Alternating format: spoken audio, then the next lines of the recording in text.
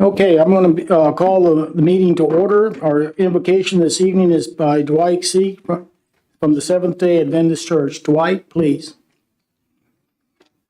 Let's pray. Please stand. If they're going to stand. Eternal Father, we are grateful for our city. We ask for your blessing upon our residents as well as our leaders. Father, your blessings come with our faithfulness. You said righteousness exalteth a nation. Let us be of one mind to always pursue righteousness.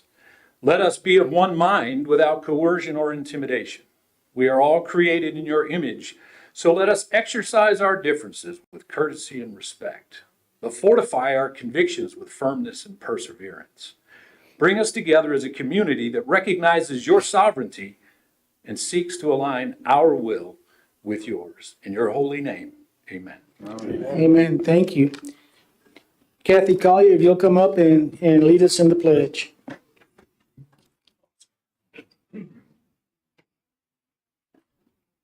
His allegiance to the flag of the United States of America and to the republic for which it stands, one nation, under God, indivisible, with liberty and justice for all. Thank you, Kathy. Appreciate it. I want to welcome everyone to our meeting this evening, and moving on to the next item will be employee recognitions. Mayor and members of the council, it gives me pleasure this evening to recognize a couple of our employees who have received some accolades over the last 2 weeks. First off, I want to read a letter I received from the Friends of the Pioneer Memorial Library Committee. It says, "Dear Kent, this letter is to thank and commend two city employees, Jennifer Krupa and Leslie Embry. They were of great assistance to the Friends of the Pioneer Memorial Library's recent book sale. Jennifer went above and beyond the call of duty in helping us with the site at market plots. Tables were arranged on the pavilion, and she stopped by several times to check if we needed anything. She was always available in person and on the phone to double check our plans. She even helped us unload boxes of books. Leslie did a great job with helping us with the book sale banner and was also always available in person or on the phone for the arrangements. These two ladies are a terrific asset to the team at City Hall and are much appreciated for all they do, especially during the busy fall event month of October and upcoming holiday season." This is the Friends of the Pioneer Memorial Library Committee, which include Kelly Musselman, Molly Long, and Priscilla Broadbeck. So it's great on a couple of our employees. Thank you. The next one, it came from our EMS director, David Young, and he said he received, and this is dated November 10th, and he says, "I received a call today from Helen Whetstone. She is the daughter of our patient this past Saturday in Stone Ridge. The call came in as a senior choking. Med 1, Austin Katie responded along with the Fredericksburg Fire Department. When the crew arrived, he was blue and not breathing. The patient was administered abdominal thrust and was able to dislodge a rather large piece of chicken. The patient was flown by air ambulance to the San Antonio, and Miss Whetstone wanted to tell me that the quick action by our staff saved her father's life. She was crying. It was hard to understand everything she was saying. She thanked me several times for us being there to be able to save his life.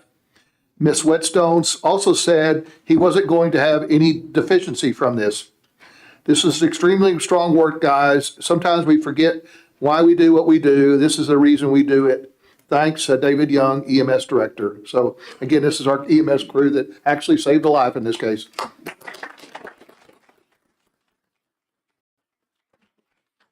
And we always like also to hear some comments from our visitors to Fredericksburg. And in this case, this individual was visiting from Montgomery, Texas, and his name is Mario Sanchez. And this is he was sent it to me on November 7th. And he says, "My wife and I were visiting Fredericksburg for the first time and enjoying an evening in town. Upon leaving HEB, I inadvertently forgot to turn on my lights. I was pulled over at 1759 Officer Pablo Martinez was extremely professional and courteous during our encounter. I realize that the media paints all law enforcement officers in a negative light, but it is thanks to Officers Martinez and the rest of the law enforcement community that we have law and order. I asked how long he'd been with the department, and he said about 1.5 years. I wish him a long and prosperous career, and to the rest of the man and the woman in blue, there are many praying for you and thankful for your sacrifice. God bless Mario Sanchez, Montgomery, Texas. So again, very good compliment. Thank you.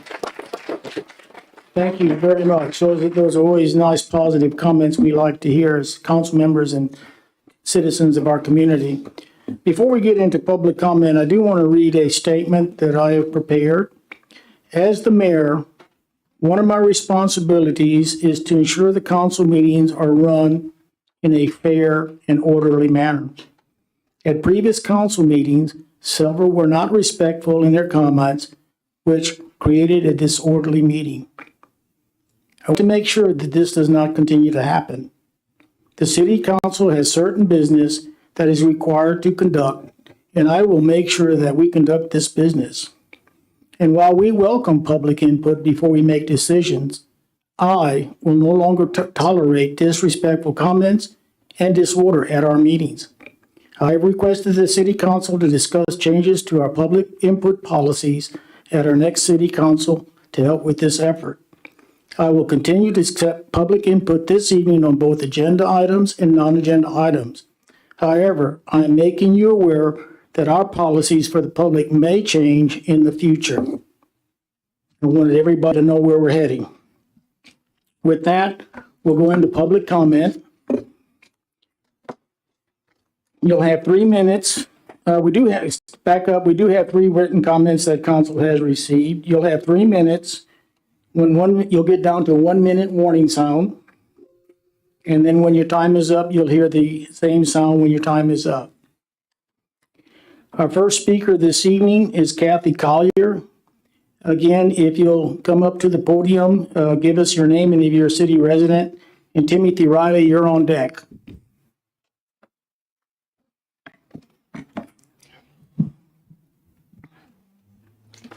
Hi, I'm Kathy Collier. I'm a resident of Fredericksburg. Thank you for the opportunity to speak this evening. As a person who attended meetings like this for years as part of my job with the newspaper, I've watched council members interact with members of the community, voicing their opinions and concerns. What prompts me to ask for time to speak tonight is the increasing lack of civility and respect that has been shown by members of the public who choose to come to city meetings as well as meetings of other local governmental bodies. There is a difference between articulating a specific point of view or opinion and engaging in abusive and bullying speech. Those who disagree with a council policy or proposal have a right to their opinion, of course, but not the right to behave in a rude, threatening, or demeaning manner to those who serve. Would they like council members to adopt the same language and tone toward them? Probably not. It is important to remember that the members of the council were elected by a majority of voters. In choosing elected officials, we, the voters, have entrusted them with the responsibility of representing all of us. We have elected them to use their best judgment as they make decisions. They may gather public opinion on issues both mundane and controversial, but in the end, they must vote. After considering all aspects of a question and the best interests of our entire community. The people we elect to the council are not strangers who just dropped out of the sky to take the job. These are our neighbors, our fellow church members, the person sitting next to us at a civic club meeting, a doctor's office, or standing across the room from us at a party. They are our fellow business owners and customers. They are retirees and ranchers. They are moms and dads. You see them in our community every day. They are not the enemy. They drive on the same streets. They drink the same water. They pay the same property taxes. Their children and grandchildren go to the same schools. Their decisions affect their own lives as well as those of us in the broader community. Facebook and other social media may tolerate extreme displays of opinion and give people license to say things they would never have said to someone face to face. but the poor examples we see by some public figures on a state and national scale seem to have made some of us feel entitled to be disruptive, yell, and use language that is a far cry from respectful. What do we think can be accomplished with this sort of behavior? Is an elected official likely to be more inclined to vote a certain way if they're verbally abused and threatened? I don't think so. The art of civility may seem frustrating and cumbersome, but behaving and speaking respectfully, trying to understand the other point of view, and working on compromises to difficult issues is the only way that our government at any level can work. As members of the public, it's our job to behave that way, and as members of the council, it's your responsibility to demand civil dialogue. Thank you for your time. Thank you, Kathy. Timothy Riley. Gary Decker, you're on deck. Am I allowed to speak on 9D today? You're allowed to speak right now in public comment. Thank you, Tim. Thanks for asking that question.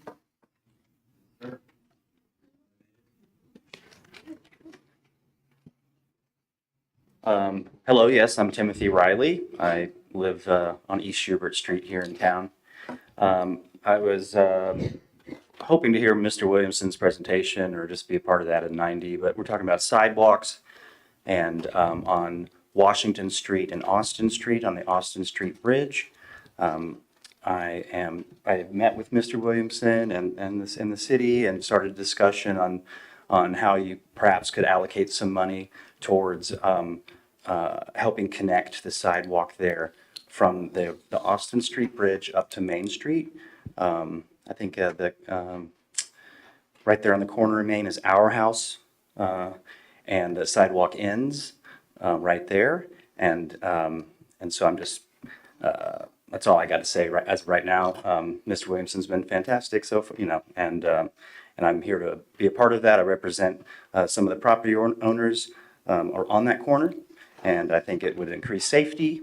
Obviously, you got the museum there, the walk all the way over to the reenactment center, all those things. I think there's lots of benefits, and look forward to being part of the discussion to get that sidewalk installed as soon as possible. Thank you, Timothy. I appreciate it. Gary Decker.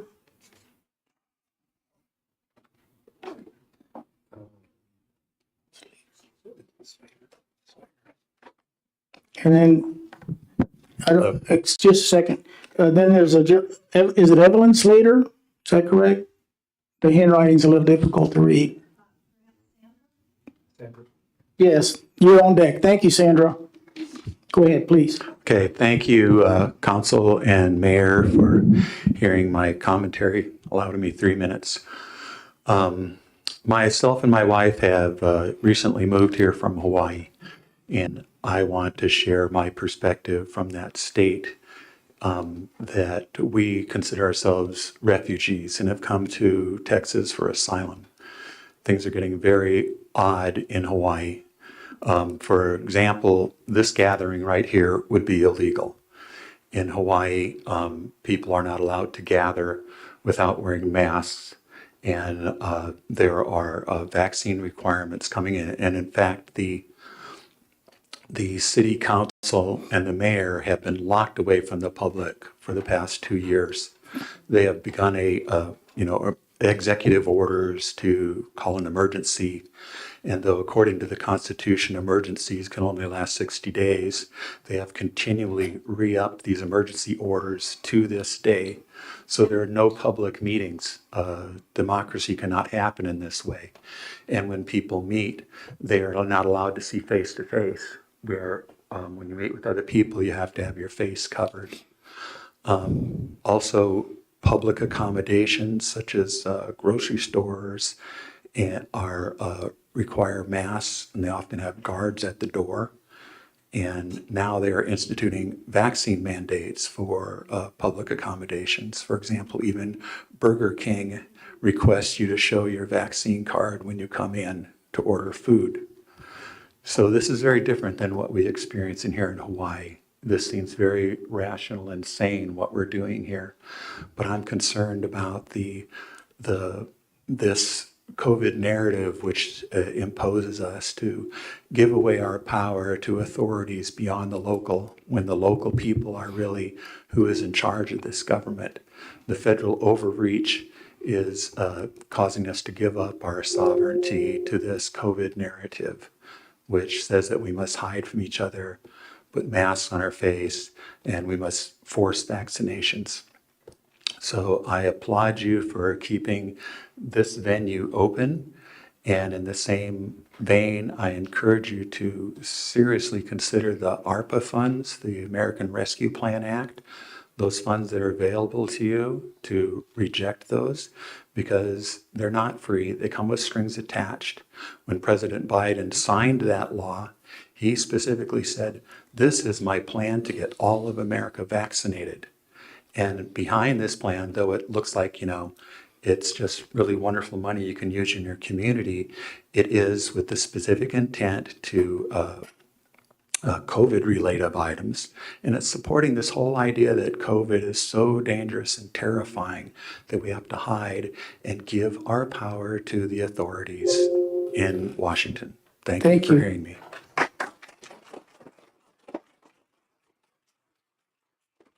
Sandra, and then Tracy Knutson, you're on deck.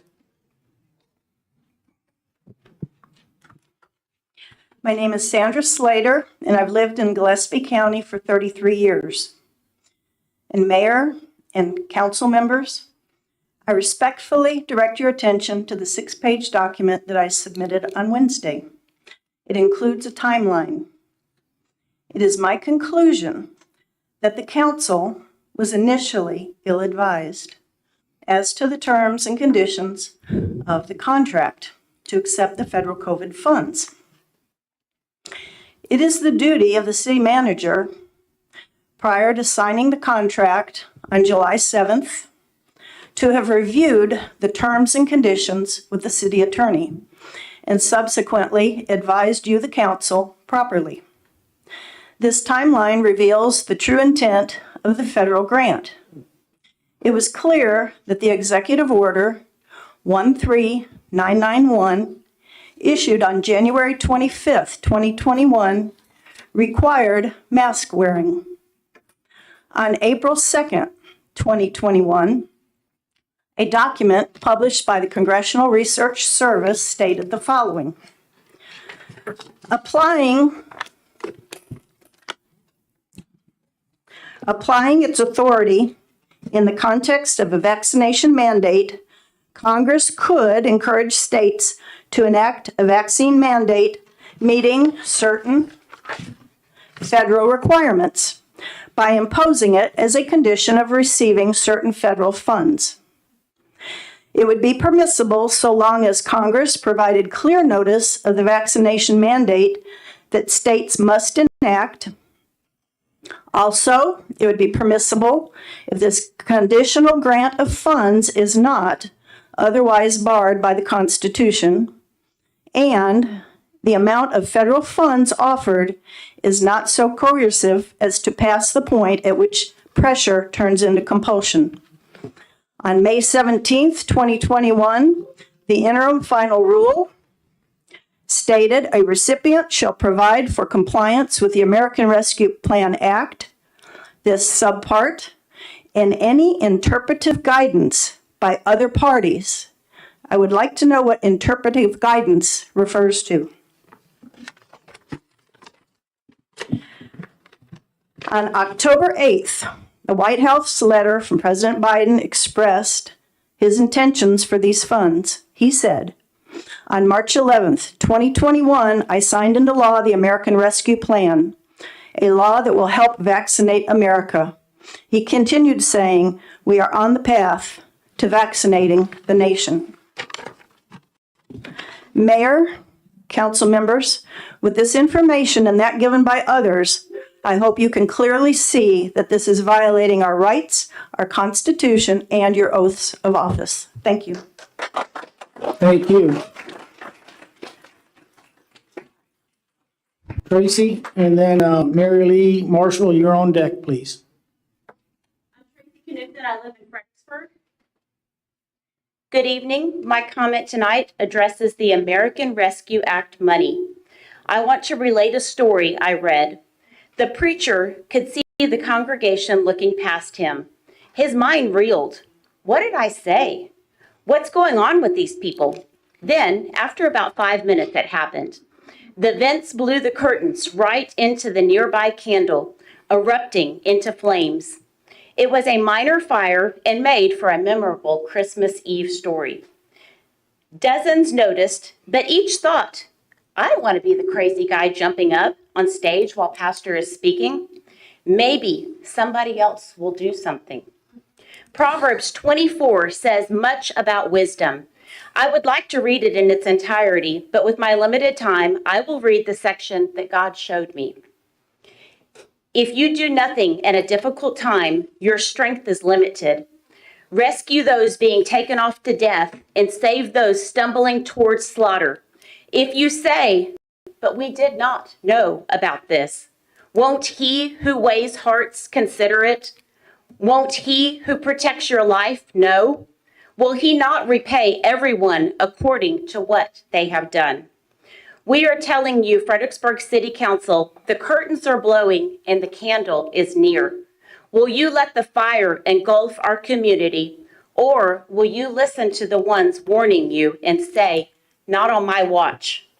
My husband Scott and I had the great honor of attending a small intimate dinner function yesterday with Mike Lindell and General Flynn. They both stressed to us the importance of staying involved on a local level. We have made wise decisions in our local community. There is no, and Mike Lindell wanted me to tell you, and so did General Flynn, that there is no great rescue plan. We, the people, are the ones called to fight this tyranny. If we don't stand together in the gap at a local level, we will lose our freedoms our founding fathers established for us. Make no mistake, this is war.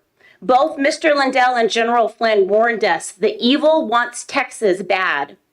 Texas had approximately 900,000 stolen votes. Let that sink in. Look at your children and grandchildren. Ask yourself, what am I doing to protect them?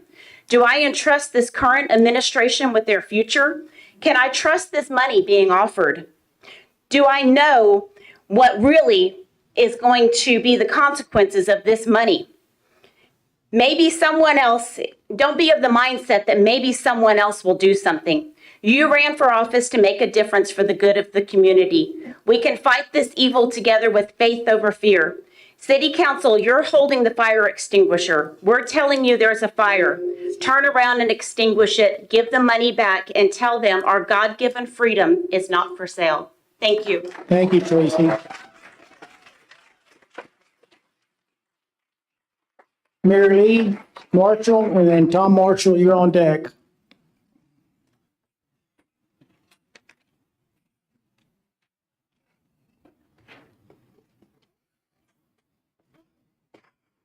I'm Mary Lee Marshall. I live in the city.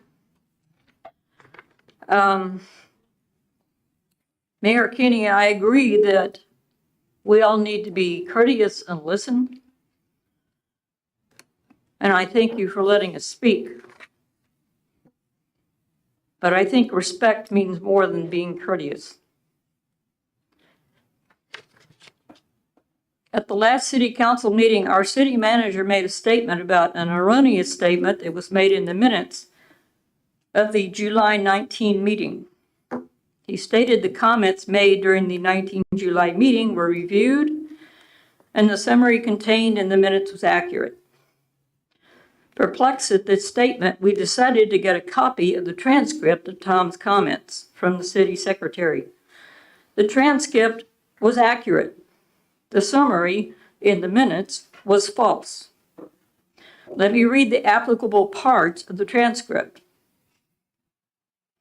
Our Texas Constitution specifies that any law that infringes on our constitutional rights is void. Now let me read the summary contained in the minutes. Tom Marshall, city resident, spoke regarding the Texas Constitution and feels that any directive related to COVID voids the Constitution. Someone on the city council staff does not understand English, and or they are hell-bent on making Tom look like a fool. In Tom's statement, it is clear that he meant that the Constitution is the voider of unlawful laws and regulations, not the voidee. The only thing that could possibly void the Constitution is the collective will of the people, not any law, executive order, elected official, or politician. And we, the people, know this. Other people have told me that they have been misquoted in the minutes of the meetings. By this time, you misquoted the wrong person.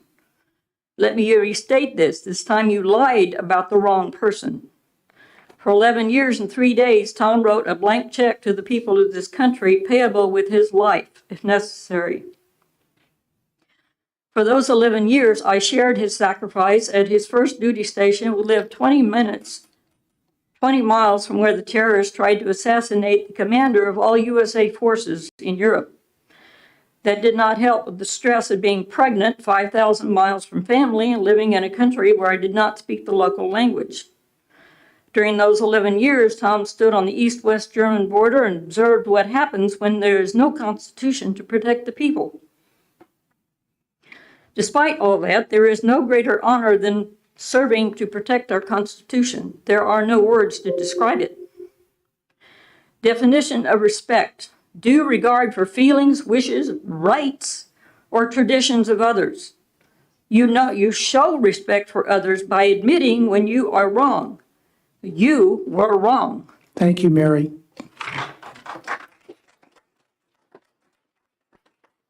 Tom? And then Bradley Shears on deck.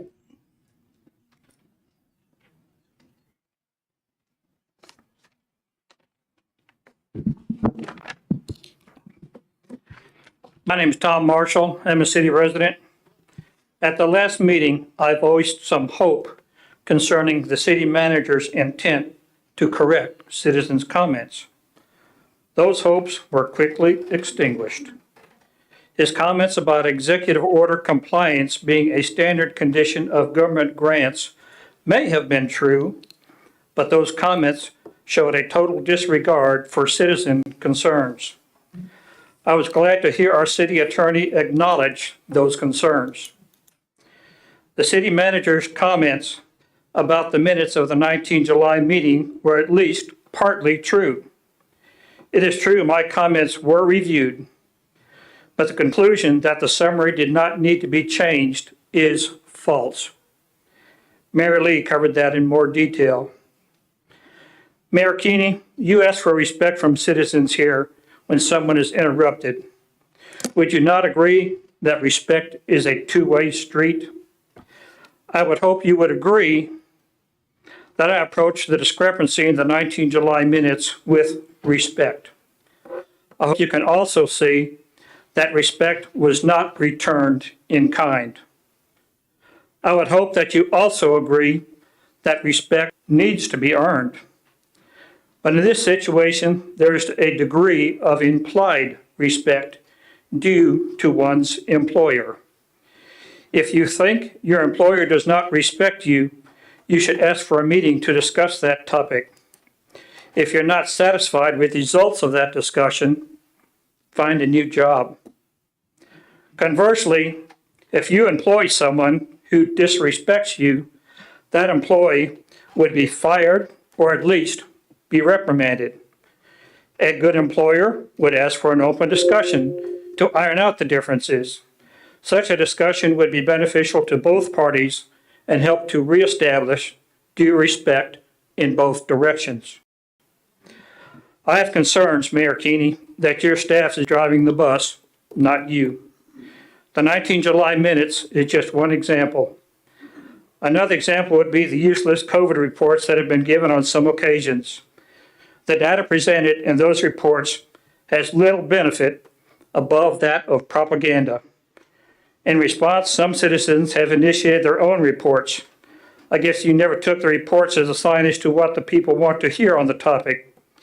The one-sided reports we have been getting and unfounded statements from the council that COVID vaccines are safe just helps to destroy the aforementioned respect.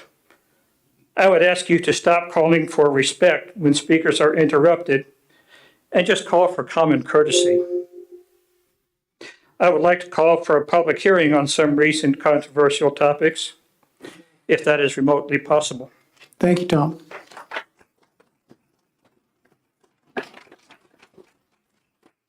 And then Kimberly Lambs, you're on deck. My name is Bradley Scherer. I operate a business here in town. It's a passenger transportation service. And I don't know if y'all actually need a copy of this. It's y'all's. It's Chapter 50 of the Fredericksburg Code of Ordinances. And it's the definitions of my industry, the ground transportation service. It includes, and most people agree, are the rules that promote the welfare of anyone within the city limits of Fredericksburg. In Article 2, Section 50-19, paragraph 7, it provides an exemption which the layman or unscrupulous small business owner, I guess you'd call them, may seem like a good way to exempt themselves from the regulations of Fredericksburg. Like most of the legalese, it requires like a little bit of a deeper reading. In my opinion, though, it's pretty much saying that it's a not-for-profit business that's exempted from GTS regulations. In the same paragraph, it's worded to say that the rideshare carpool should be operated by employees or an employer, which to me sounds more like a boss or maybe an employee of a business that's going to pick up another worker or something like that. But it also says that they're only allowed to do this to work to common destinations on a prearranged basis and for free or for a fee that only covers reasonable cost. And if you compare that with the definition of taxi cab in the same section, a vehicle that operates on an irregular route, which is us, on a call-and-demand basis, which is us, all of what has become known as rideshare is actually a taxi cab now. And I'm going to get to that. City of Fredericksburg Code of Ordinance goes on to issue penalties under Section 5020, and they refer back to another section of the ordinance, the body of ordinances. Proper placement for the display for the cab's name, number on the vehicle, and so on and so on. But what I'm really approaching here is Section 5022. For the sake of time, that's the commercial liability insurance that we're mandated to keep, which is roughly $1 million. The majority of the Uber and Lyft contractors who do this are very aware of the illegal actions that they commit whenever they pick up passengers off the books, and they do this egregiously, daily, probably about 15 to 30 times a day, especially during Thursday, Friday, and Saturdays. There's also several that are in business off the books that are serving alcohol to their passengers. They're picking up and dropping off from all these places that are open containers, getting into the vehicle, getting out of the vehicle and such. We've observed this, and I got 15 seconds left here. Anyways, Uber drivers don't need business cards. My company actually is willing to help the city out here. We're going to kick off into our own little look into this because it's obviously affecting my business greatly. Very, very big. Thank you all. Thank you. Kimberly?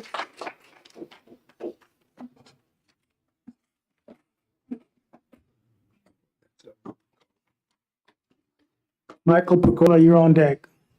Quick, Kimberly. Hi, my name is Kimberly. I do live in town. Real quick, I do want to point out that the updated death count on the VAERS system is now at 18,461, and there are now 2,887 miscarriages. I would also like to point out that I've been bringing you the VAERS information data consistently, both email, physical, and here in public hearing for 9 months now. When I first started, there was less than 3,000 people that were dead. There are now over 18,000. I know that many of you think that this is not relevant, but it is FDA and CDC data. And a lot of the data that you guys have presented or people that you have brought here presented, they're giving data from the same sources. All that myself and many other constituents have been asking for is that you provide a fair, non-biased perspective on this matter and let people make their choice for themselves, or don't put any information about any of it at all, and that would be even better. I also really hope that you guys have had enough time over the past 2 weeks to fully read the terms and conditions of the American Rescue Plan. And I really put some thought while you were reading that, because many of you stated previously on record that you were against mandating vaccines to people. So by you voting to potentially take this money, you would be going against your own word. Not to mention taking away essential God-given rights from people in this community, which is wrong. It's against your oath of office. It's against the Constitution. And at the end of the day, I really don't think you guys knew what the terms and conditions were in the first place when you heard about this money. I really don't think that you knew about it. But I do think that it was a specific person's job to fairly inform you, and they failed at that. And that's not the first failure from that person. I would say the first significant failure from that person would be the Tattletale program, which kind of ignited, let's call it a movement in this community to just put an end to all of this nonsense.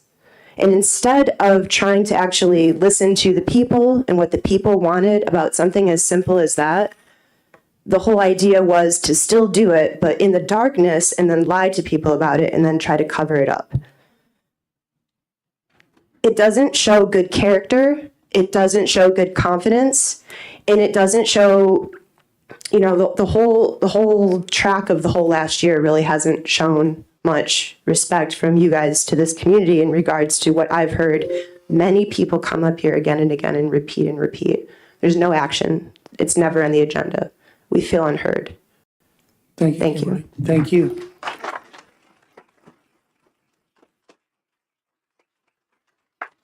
And then our last speaker on public comment will be Jeanette Hermuth. You're on deck. Hello, I am Michael Percola. I am a resident of the county. I'm here to speak about item 10A. I want to just say something positive, which is I thank the city council and the city staff for the tremendous amount of work they've been doing on the short-term rental ordinance. Thank you for the amount of careful consideration that you've put into this process. I can see that it's very well designed. And I also want to thank you for the input that you have welcomed from citizens. I'm confident that homes will soon be protected from becoming commercial structures empty of any permanent resident. And I also have hope that you will find a solution for the shortage of housing for the workforce here. Those are all my comments, aside from I'm going to get the booster shot on Thursday. Thank you. Thank you. Okay, Jeanette.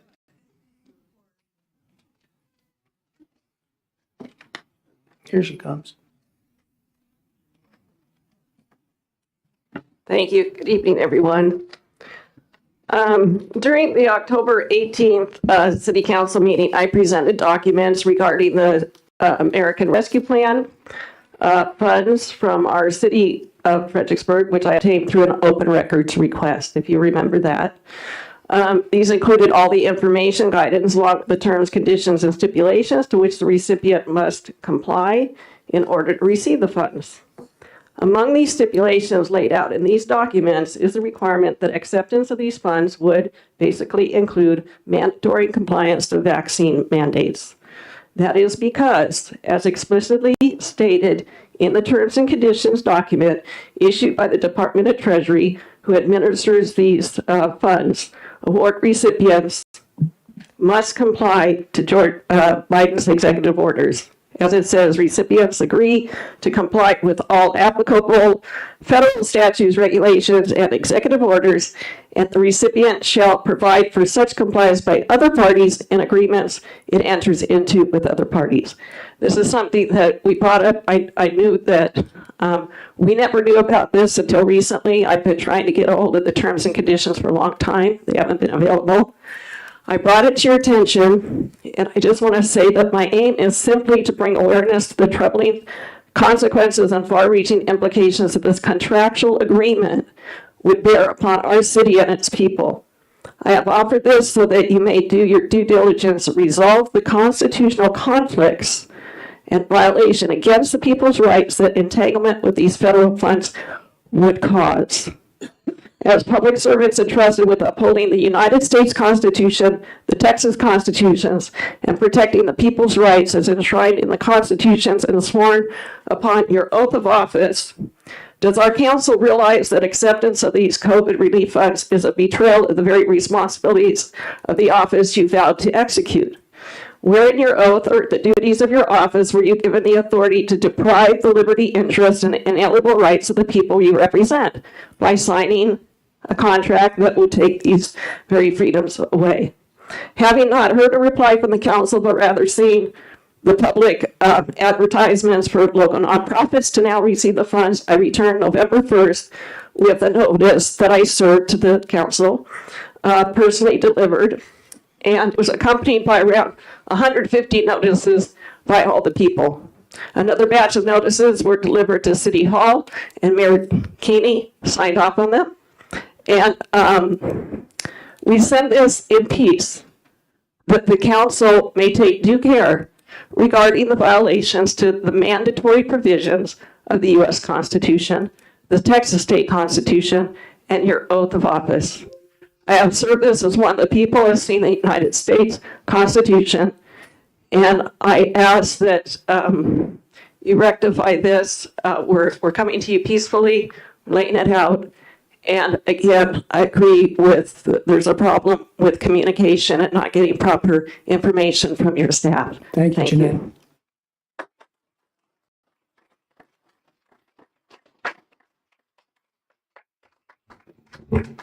Mayor and Council, I wanted to just provide some information from the Texas Municipal League this evening, since there seems to be continued misunderstanding about the American Rescue Plan Act funds. And again, these are not Kent Meyer's comments. These are not the comments of the mayor and council. I'm just going to read you the comments from the Texas Municipal League. This is the organization that represents basically all cities in Texas. They currently have 1,165 cities that are members of Texas Municipal League. And for the record, I'm just going to read you their comments about the rescue plan funds. And again, I'm not saying that these are my comments. These are directly from the Municipal League. I submitted these to the council last week. This came from the Municipal League following our last council meeting. It was in their newsletter that was sent out to all cities across Texas. And they say the Texas Municipal League has received inquiries from a few non-entitlement cities that are under 50,000 population regarding potential unanticipated consequences that may flow from acceptance of the American Rescue Plan Act funds. Specifically, concerns have been raised that acceptance of these funds will obligate cities who accept the funds to enforce potential future state or federal COVID-19 vaccine mandates or other regulations. And they make four points, and I'll just read their key points. Number one, Texas cities are already subject to applicable state and federal law. The agreement that the cities have signed does not create new laws to apply to Texas cities. Rather, it restates the current rule, and that is Texas cities must follow all applicable state and federal law. Keep in mind as well that future legislation or regulation need not be tied to the receipt of the American Rescue Plan Act funds to be binding. Declining these funds guarantees only that the city will not receive these funds. It does not guarantee protection from future legislation. Number two, the agreement is quite specific with regard to much of the applicable law. The agreement cites specific sections of the Code of Federal Regulations that apply to all federal grant funding. The American with Disabilities Act, the Civil Rights Act of 1964, and the American Rescue Plan Act as being specifically applicable. These laws are already applicable to Texas cities. There are no additional specific requirements related to COVID vaccinations or masking contained in the agreement. The agreement states that the Department of Treasury may impose additional conditions in the future on future award of grants. And if that is the case, Texas cities will know in advance and can reject the funds if those additional terms are too onerous. Number three, there are currently no federal COVID-19 mandates that apply to Texas cities. And American Rescue Plan Act funding does not change this. Number 4, the agreement is between the cities and the Texas Department of Emergency Management. The smaller cities come under the state. The State Department of Emergency Management is the agency that enforces this agreement. The agreement does not create a contractual relationship between the cities and any department or division of the federal government. In conclusion, it says, the Municipal League says, the agreement and the receipt of this funding likely does not increase a city's exposure to regulations from the state or federal governments. And declining funds did not insulate cities either. The truth is that if a state or federal government wishes to mandate COVID vaccines or other regulations, they can attempt to do so regardless of whether a city has accepted these grant funds. And again, this was sent by the executive director of the Texas Municipal League last week. So I wanted to read that into the record, Mayor. That's it. Thank you. We're going to move on now to the consent agenda item number 6. The following items may be acted upon in a single motion. No separate discussion or action or any of these items may be held unless pulled at the request of the member of the city council. Consider the approval of city council minutes. I, October 25, 2021 special meeting. I, November 1, 2021 regular meeting. B, consider the approval agreement and renewal of the GCAD, Gillespie County Appraisal District for aerial imagery. Does anyone need to pull any one of these two items? If not, I'll entertain a motion to accept. I move that we accept the consent agenda. I have a motion by Tom and a second by Kathy. Any further discussion? There being none, all in favor? Aye. Same sign opposed, motion carries 5-0. Okay, now we're going to move on to public hearings. The first public hearing is A, consider a public hearing to receive citizens' comments for or against request from Robert Mosley for conditional use permit, CUP, for section 5.400 for condominium residential use to construct a condominium development on property located at 803 South Eagle Street. Do I hear a motion to go from regular to open public? I move we go from regular into public hearing. Second. Motion by Jerry, second by Tom. Any further discussion? There is none. All those in favor? Aye. Opposed? There is none. Motion carries. Is there anyone, now Mimi, I know you signed up for this, so did you want to speak at this time? Okay.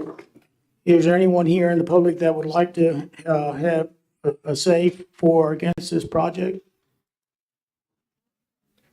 There being none, I move we go out of public hearing back into regular session. Second. I have a motion by Tom and a second by Jerry. Any further discussion? There is none. All those in favor? Aye. Aye. Motion carries 5, opposed 0. 7B, consider a public hearing to receive citizen comments for or against request from Wes and Tammy Pack for a conditional use permit, CUP, per section 3.510 to construct a first floor bed and breakfast unit in the historic shopping overlay district on property located at 514 West San Antonio. I'll entertain a motion to go from regular to I public move we hearing. go from regular session into public hearing. Second. Motion by Jerry, second by Bobby. Any further discussion? There is none. All those in favor? Aye. Opposed, 0. Anyone here that'd like to visit with this? I move we go out of public hearing back into regular session. Second.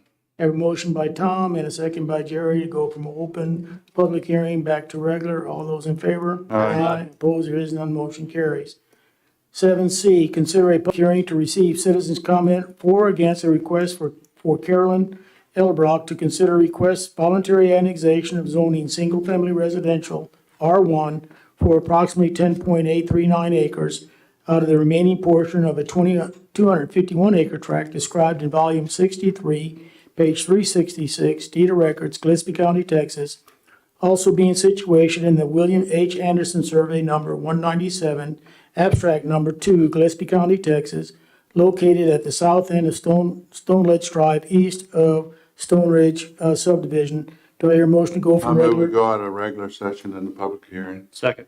Have a motion by Jerry and a second by Bobby. Any further discussion? There is none. All those in favor? Aye. Anyone wish to speak in favor or against this annexation? There being none, I'll entertain a motion. I move we go out of public hearing back into regular session. Second. I have a motion by Jerry and a second by Bobby. Any further discussion? There is none. All those in favor? Aye. Opposed? There is none. Motion carries 5-0. Moving on to 7D, consider a public hearing to receive citizens' comment for or against request from John Hewitt, Hewitt Engineering for approximately 6.9 acres of land on Lot 1 of the Village of Windscreen subdivision located on the north side of the West Windcrest Drive, approximately 1,300 feet west of Post Oak Road and West Windcrest Drive intersection, to consider the following items. I, future land use change from medium density MDR and low density LDR to future land use classification of high density residential HDR. Double I, zoning change from mixed residential R2 to multifamily residential R3. Motion to go from regular to public. I move we go from a regular session to public hearing. Motion by Tom. Second. Second by Kathy. All those in favor? Aye. Aye. Any further, anybody here like to speak to this? I move we go out of public hearing back into regular I have a session. motion by Jerry. Second. Second by Bobby. Any further discussion? Being none, all those in favor? Aye. Opposed, there is none. Motion carries 5-0. E, consider a public hearing to receive citizens' comment for or against request from Whitney Mustard Design for the rear portion of property located at 305 South Washington Street for the following items. I, future land use change from Parks Open Space, POS, to future land use classification of commercial, C. Double I, zoning change from multifamily residential, R3, and open space, OS, to zoning classification of commercial, C2. I move we go out of regular back into public hearing. Have a motion by Jerry, Second. second by Kathy. Any further discussion? All those in favor? Aye. Motion carries 5-0. Is there anyone here in the public who'd like to speak to this? Sam, are you putting your hand up? That's, you don't do that in an auction. I move we go out of public hearing back into regular. Motion by Jerry and a second by Tom. Any further discussion? There is none. All those in favor? Aye. Opposed? There is none. Motion carries. Okay, moving on to 8C. I mean 8A, yeah. Some water there. This is a long one. Moving on to 8A. Consider the approval of ordinance 2021-30 for approximately 10.839 acres of the land out of remaining portion of 258 acre tract described in volume 63, page 366, deed of records, Gillespie County, Texas, also being situated in the William H. Anderson Survey, number 197, abstract 2, Gillespie County, Texas, located at the south end of Stone Ledge Drive, east of Stone Ridge Subdivision, extending to the corporate limits of the city of Fredericksburg, Texas, so as to include said territory, granting all inhabitants and future inhabitants of said territory all of the rights and privileges of the other citizens of Fredericksburg, Texas, binding the inhabitants and future inhabitants of said territory by any and all acts, ordinances, resolutions, and regulations of the city of Fredericksburg, Texas, amending and zoning ordinance of the city to establish a zoning district of said territory as R1, single family residential. Jason? Thank you, Mayor. So the applicant has gone through the process of requesting voluntary annexation. This council previously approved that annexation agreement. We're in the next phase where we are establishing the zoning for that property. Given the subdivision, this is phase 11 of the current existing 10 phases. They're requesting R1. The zoning is in line with future land use plan and existing zoning in the area. So staff recommends approval of the requested zoning. I do want to make a note that the applicant had reached out to staff to request a delay till the effective date of this ordinance to after January 1. So that would be up for council's discretion if they want to acquiesce to that or to move forward with the annexation today. But I can answer any additional questions you may have. Tom? If the applicant withdraws their application now so that the zoning change and the annexation would occur after the first of the year, would that require them to start the process over? Yes, sir. They would have to go back through the public P&Z process and then back to council for their requested zone. Has there been any discussion by the applicant with the city why they're requesting a? No official reason was given to staff, just the request was made. Okay. My concern is that when we, as a council, approve an annexation, that we need to be doing that in a systematic way and not thinking, okay, well, we'll annex you, but it's 6 months down the road. So I'm fine with this annexation as long as they abide by the rules and regulations that have been in effect with the city. I'm not in favor of any kind of a delay.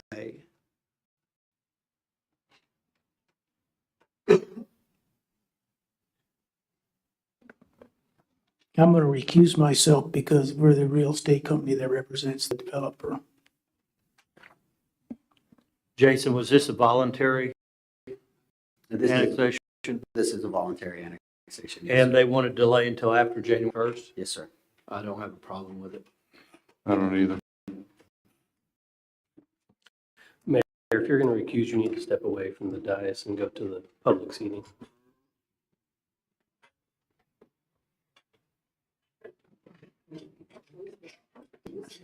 Tom is. Come on, Pro. Okay, question for the city attorney, since we have 4 here, will this, and I guess we have,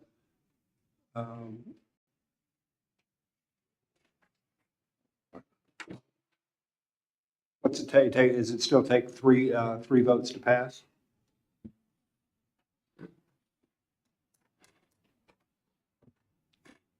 Would, because if you had 2, it would be a majority, so you're still going to need 3 out of 4 for it to pass. I don't have a problem. I mean, the Elbrocks have developed that out there and they've done a great job. And I don't have a problem with those other 10 acres there. No, I have no problem with the 10 acres. The only problem I have is delaying the annexation to January 1st. Why? Because historically, I think we're setting a precedent that we can be, we're going to annex your property, but we're going to let you decide when you come into the city. Is that a problem, Jason? Well, I guess are we talking a technical standpoint? Are we talking a zoning standpoint, procedural problem? I think from a procedural problem, I mean, one, is there any that can talk to council about why they want delay? Basically, they're asking for a 45-day delay in instituting the annexation agreement.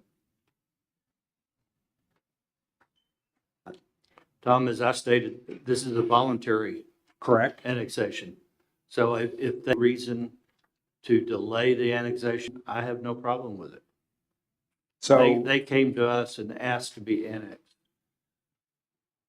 I would like to add that I think there's only, as far as procedural goes, the only issue that staff is or has any concern is they currently have applications in for subdivisions, including construction plans for this new phase. That's a street cross sections. Technically, if they're not in the city when they apply for the application, we would be reviewing that as an ETJ application, which has a different street cross section. So my concern is that if staff made the comment to create a build a city street, at that point they could say, well, we're in the ETJ and we want to build an ETJ street.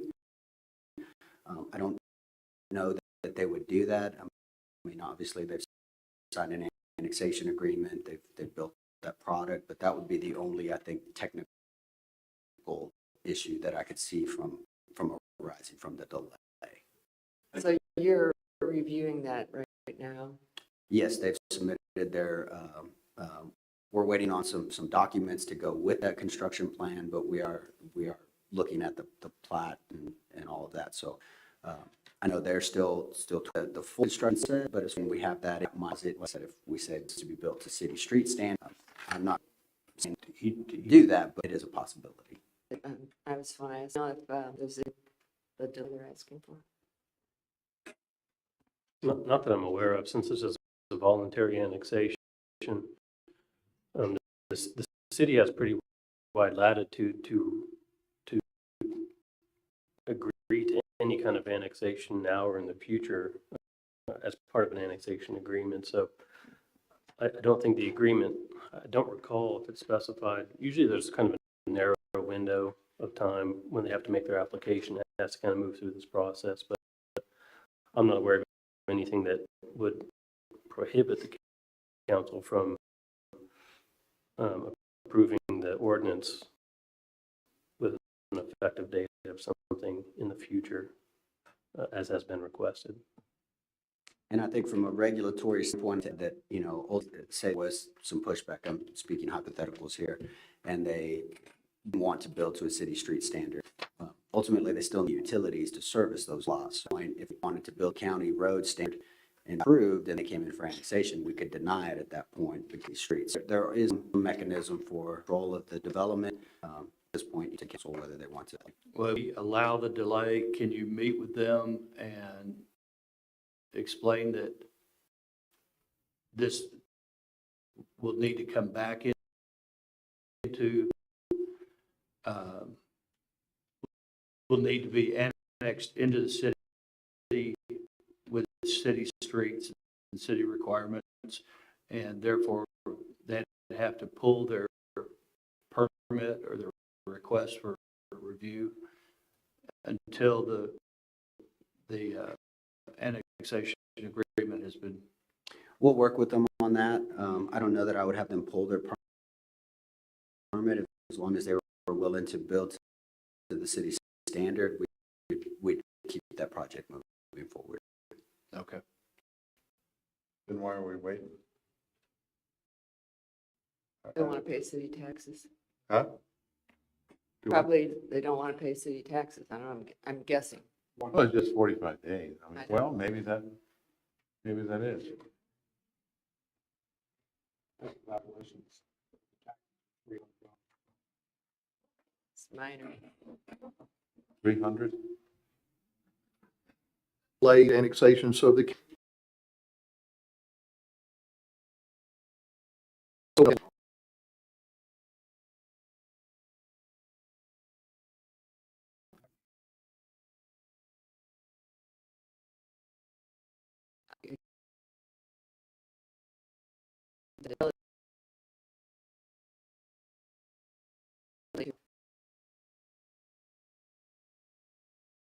Will be an I think necessary. can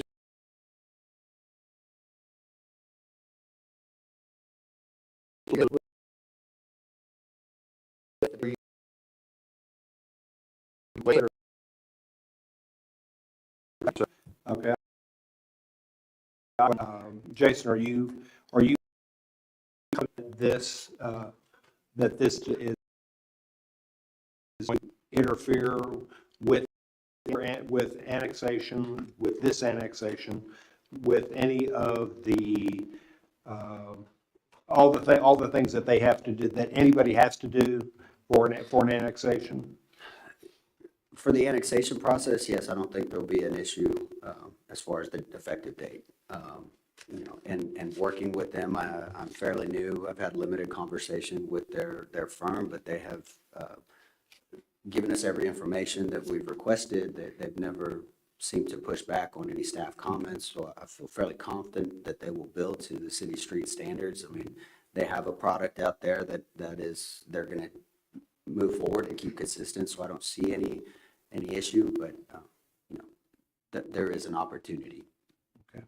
I mean, I have no problem with the annexation. I think Stone Ridge has been a great addition to this community since its inception. My only objection is to the pushback of the annexation date. And City Attorney, would this set any kind of precedent with any kind of future voluntary annexation? I don't think so. I mean, like I said, the new annexation ordinance gives really, I mean, wide discretion for the city and the party to negotiate any of the terms of the annexation, including when that would be effective in the future at some date. I just looked at the annexation agreement. It doesn't specifically address the construction of streets, but it does address the construction of the utilities, and it says that those have to be done in conformance with the city's minimum standards for streets and utility design. So it doesn't speak specifically to the issue that Jason is bringing up, but there's something in there that kind of references that they'll be constructed to city standards. Okay. I'll just add that it's only a month and a half or less, and if it were 6 months, it would be. I think we'd look at it with a lot more scrutiny, but in this case, it seems almost irrelevant. Getting a lot of tax dollars out there already. I mean, they've done a great job out there, and no, I'm ready to call for the question. That's my job. We call for it. I'm just helping you out there. Do I hear a motion? I already moved to. She already made a motion in a second. Jerry seconded. Jerry seconded, okay. All in favor? Aye. Opposed? Motion carries 4-0. Has a little experience. Welcome back, Charlie.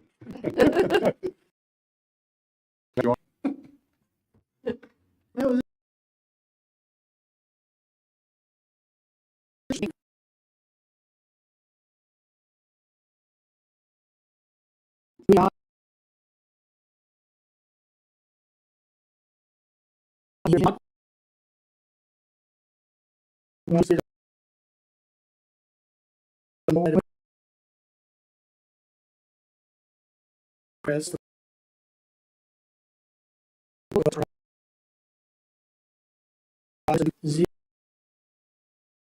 I, ordinance 2021, adopting a change in the comprehensive plan as the land use map from medium density DR and low density residential LDR to high density residential HDR. Date.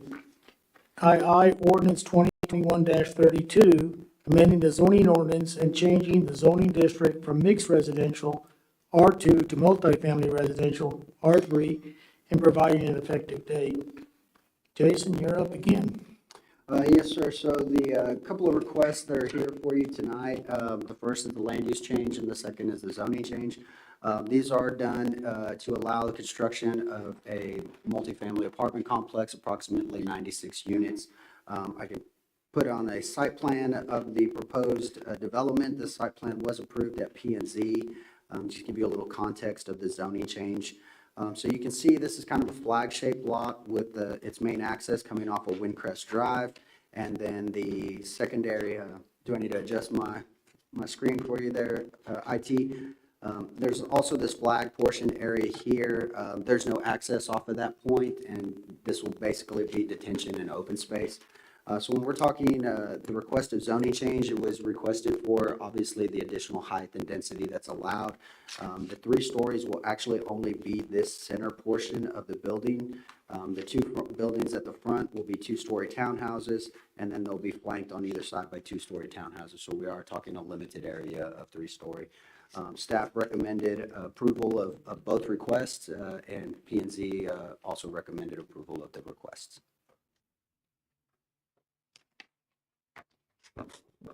Council, any questions? Bobby? Would we have to make 2 motions for this? Okay. There's 2 ordinances, one for the land use change, and that has to be But it has to be appropriate for the zoning, so you have to change the land use first, and then the second ordinance for the zoning. So I would recommend two separate motions. Okay, thank you. Jerry?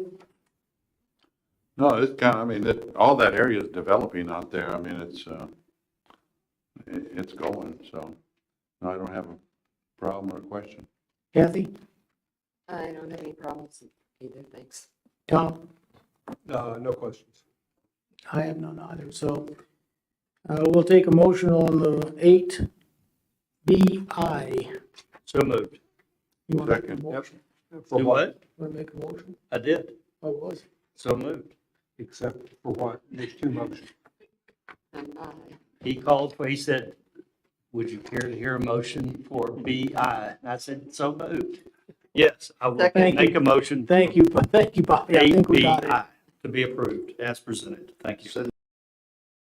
The second reading. I'll second it. Okay, we have a motion by Sharon on 8.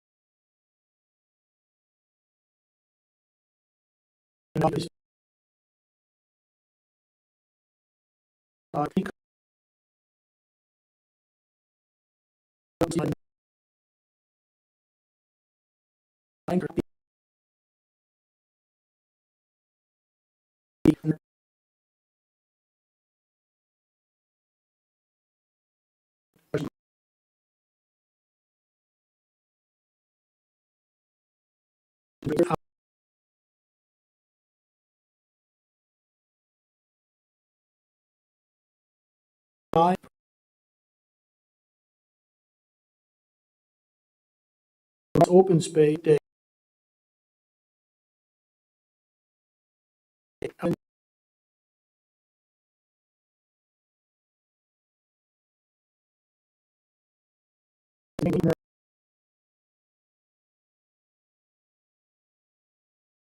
Commercial C2.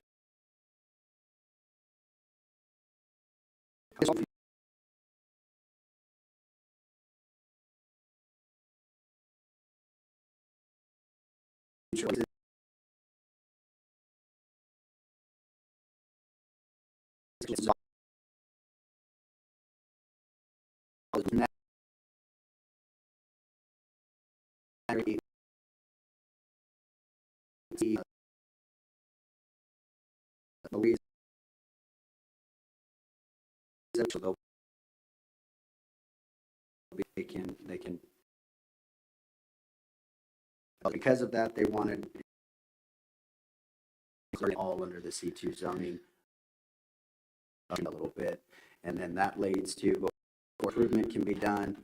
You can see the future land use plan already called for that property be commercial, so the request is in line. But we would also be amending the park open space to allow for the zoning to move forward as well. So they do have an approved site plan. This will be a short-term rental facility, 6 units. That one's a little bit more detailed, but this plan was approved by the council or by P&Z as part of their site plan approval. You can see here the property will front, sorry, I'm clicking too fast. This is the existing office. They will have a little bit of retail, and then you'll see 6 units to the rear. This is the approximate floodplain and open space boundary line where the arrow is. It's a little hard to see, but just off your screen. So no development in there. They will have a pool that they're looking at putting in. That would require a floodplain permit. The applicant is aware of that. So again, planning and zoning recommended approval of both requests, and staff recommends the same. Will the pool be in the open space area? Yes, ma'am. And how close is that pool going to be to the neighbors to the east on Elk Street?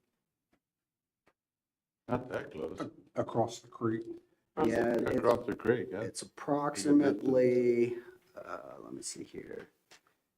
It is approximately 40, 50 or so feet from the edge of their property line.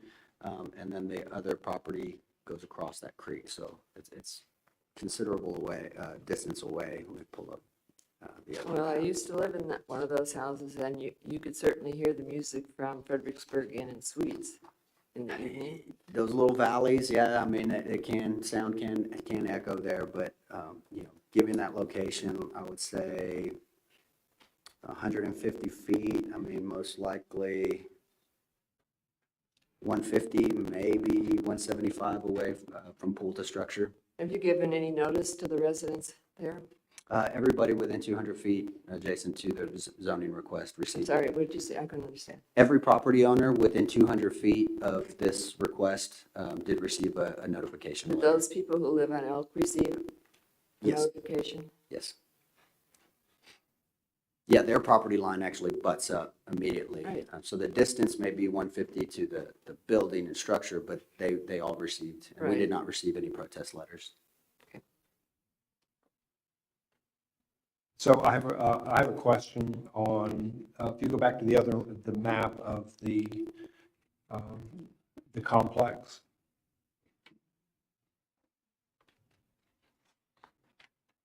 There was a discussion that P and Z moved to Washington Street. What is it? There you go. There is a driveway on the north side of the property. Are they planning on abandoning that driveway? So right now, staff's comment was to remove that existing driveway to meet our access management manual because they are proposing a new driveway to the south. This is a TxDOT road, so ultimately they have authority on the driveway permits. So they are reaching out to TxDOT to see if they can possibly keep that driveway. But they are under the impression and have intimated to staff that if TxDOT requires them to remove it, they will remove that, and they will need to replace the curb and so that we don't have any issues with drainage. But that was staff's recommendation. When you're talking a singular office that may be used, someone backing out, that there's a safety issue on, as we see traffic backs up there quite a bit. It's difficult to see. They're not providing any kind of a turnaround on that side? Not on that side. That's just the existing. Their thought was that they would just keep it and it could be overflow parking, but considering the amount of traffic that's going to be in the facility with plenty of maneuverability, we called that out based on our access management manual that driveway go away. I could see them keeping that if there was a way for traffic that headed in could turn around, but if they can't do that, then I don't think nobody should be backing onto Washington Street. No, it's off of a property. That is definitely remnants of a bygone zoning and use, and it does not really work well today's transportation. Thank you. Bobby? No comment. Jared? No, I was just worried about the floodplain down there and how they're gonna do that, but all the roads are for, well, P and Z approved it and the staff has approved it. The fire and all that, that's good to go. Yes. So yes, they did work with the fire marshal's office to allow this facility. If you actually see on this image, it's a little bit hard to see, but this red line is their fire lane. So fire truck can pull in the driveway. There's no parking anywhere in that.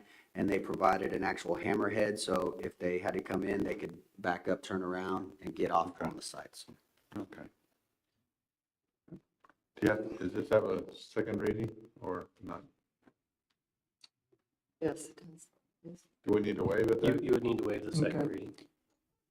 I don't have any questions or concerns, so I'll entertain a motion on item 8CI. Mayor, I move, I guess we need two motions here. I move that we approve the change in the comprehensive plan, the land use map from parks open space to commercial, and waive the second reading. Motion by Tom and a second by Jerry. Any further discussion? Yes, I think we're asking for a problem. When they put a pool and a hot tub on the border, on the lot line with residential homes, why would we want to do that? I don't think those homes are that close to them. They're close. I can pull up an aerial view. I will say, though, that the request today is not for a site plan approval. It would just be for the zoning and land use. So under the existing zoning, they could also put a pool in that area. The zoning would not affect that. Okay, this is just to approve, this is not a site plan approval. No, this When is, this comes forward, if there's really concern about that, there could be some kind of fencing or barrier to help with that, you think? there could be, but P&Z reviewed this and approved the site plan as part of this packet because we wanted them to see all of the case together versus delaying them and going through the zoning and then coming back for the site plan. They didn't have any concerns on that. Well, I listened to the P&Z meeting and the sound was so bad I couldn't hear what they were saying. So did anyone there ask about the neighbor's actual residence? I mean, most of it's commercial on the sides, but in the back it's residential. No one really asked about the neighbors because we didn't have any neighbors show up and we received no comment cards. So I think that's usually when we get those comments, that's when they kind of have those questions or concerns. But because we didn't have any feedback, either positive or negative, they approved the site plan as presented. Then I would like to have a second reading so we can go talk to the neighbors. Well, we have a motion that eliminates the second reading, is that correct? We have a motion on the table. In order to remove that, we would need to, how does that work, Daniel? If the council's in agreement. motion failed. Well, just vote on it. You could have whoever seconded withdraw their second, and then first, the originator of the motion withdraw their motion. Okay. Or you could call the question, see, I mean, if council wasn't in favor of that, they could vote it down. Or as an alternative, more complicated alternative would be to amend the motion, but I think that for clarity, I think it'd be easier just to undo sort of the section of first. Yeah, so because Jerry, you seconded, right? Right. Okay, so do you want to withdraw that? If you remove your second, then it goes for a second reading, correct? But I think council's gonna have to take some action, either set for a second reading or approve it tonight and waive the second reading. Okay, Jerry, would you, Do you want to remove your? Well, they're gonna fence that around that pool. They're not gonna leave it to open air. What? You don't know, well. Well, the pool will be required of fencing. That is a life safety issue mandated by the building code, but it does not mandate privacy fencing. So it could be a wrought iron fence or something like that. So Jason, did you say Planning and Zoning Commission already approved the site plan? Yes, sir. So if the council passes the second read tonight, they could come in for a permit tomorrow? Yes, sir. Okay, just want to make sure. Okay. You want to stand by your second? Yes. Okay, then we'll entertain we have a motion on the table. Any further discussion? There being none, all those in favor? Aye. Aye. Opposed? Aye. Motion carries 4-1. Thank you. Moving on to item II, ordinance, motion for that one, please. I'll move that we amend the zoning ordinance and change the zoning district from multifamily residential R3 and open space to a zoning classification of commercial C2 and waive the second reading. Second. Have a motion by Tom and a second by Bobby. Any further discussion? Yes. I don't mind changing the zoning, but except for the open space zoning, I would be opposed to changing that from open space to whatever, commercial. What'd you say, Kathy? I said I'm opposed to changing the open space zoning. Oh. And so by not changing the open space zoning, can you put a pool in an open space? So the The open space limits very limited uses, public facilities. It doesn't allow single-family residential, it doesn't allow commercial, it doesn't really speak to the accessory structure of it. I guess, we would have to look at other public facilities and open space and those uses. Without doing a bunch of research and just on the fly, I would say there is a possibility because we allow pools at public parks and things of that nature. Now, if you don't change the open space and we have a situation where this property is now bisected by 2 zoning districts, the most restrictive will win out, which means that this would kill the project because they wouldn't be able to build on the remaining lot. And that wouldn't necessarily kill the project, you might have to reduce it a little bit. Well, once the lot is bisected by the zoning, the most restrictive zoning applies to the entire lot. Right, but they could put in fewer units, for example. Well, they could put in 0 units on this entire lot because it would have effectively an open space zoning. They could try to re-subdivide the property to put it into a second lot, but because of the way it's landlocked, they wouldn't meet the minimum frontages, so I don't think there's a way to approve a plat that would subdivide it to match the open space zoning. We're not entirely sure how this got subdivided in the first place because it is a landlocked piece of parcel. That's why we made the requirement that as part of the site plan approval that they had to replat into 1 lot so that we had actual frontage and we had a legal conforming lot. But you can change the zoning of the R3 section, and they can still build on that part of it. Right? No, because when a lot is governed by 2 zoning districts, split, the most restrictive zoning district will win out. So that means only the uses allowed in OS will apply to the entirety of the property. I see. And so there would be a way, if this parcel wasn't landlocked, maybe a different configuration, there might be a way that they could subdivide it and leave a lot basically the OS part. Yeah, unbuildable, but it would have to have access to a public street. Every lot has to have frontage. So, Mayor, I attended the Planning and Zoning Commission meeting where they discussed this, and Ms. Cook spent a great deal of time talking about trying to clean up the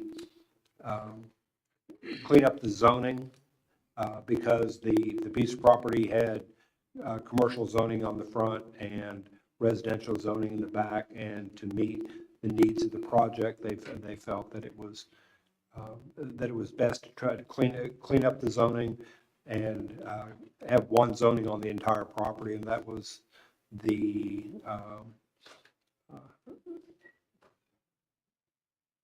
Planning and Zoning Commission agreed with her. Is that correct, Jason? Yes, sir. Okay. Any further discussion? We- Yes, Yeah. we do. Okay, in a second? Yes, we do. That was me? No. Nope, Tom and Bobby. No, okay. Any further discussion? Waive the second reading? That's what's in the motion. Yep. Okay.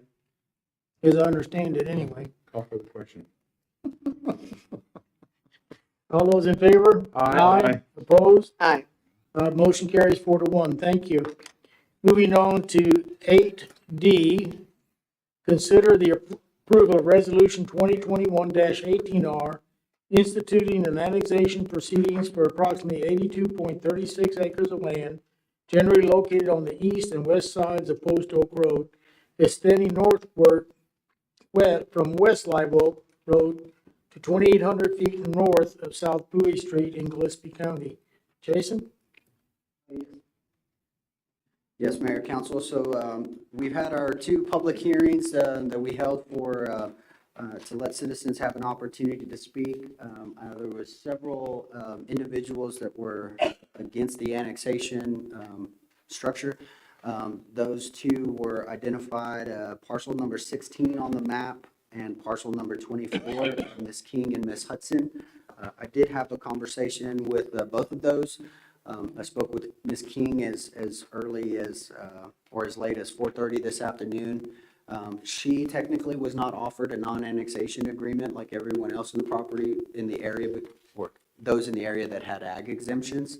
She does not want to come in.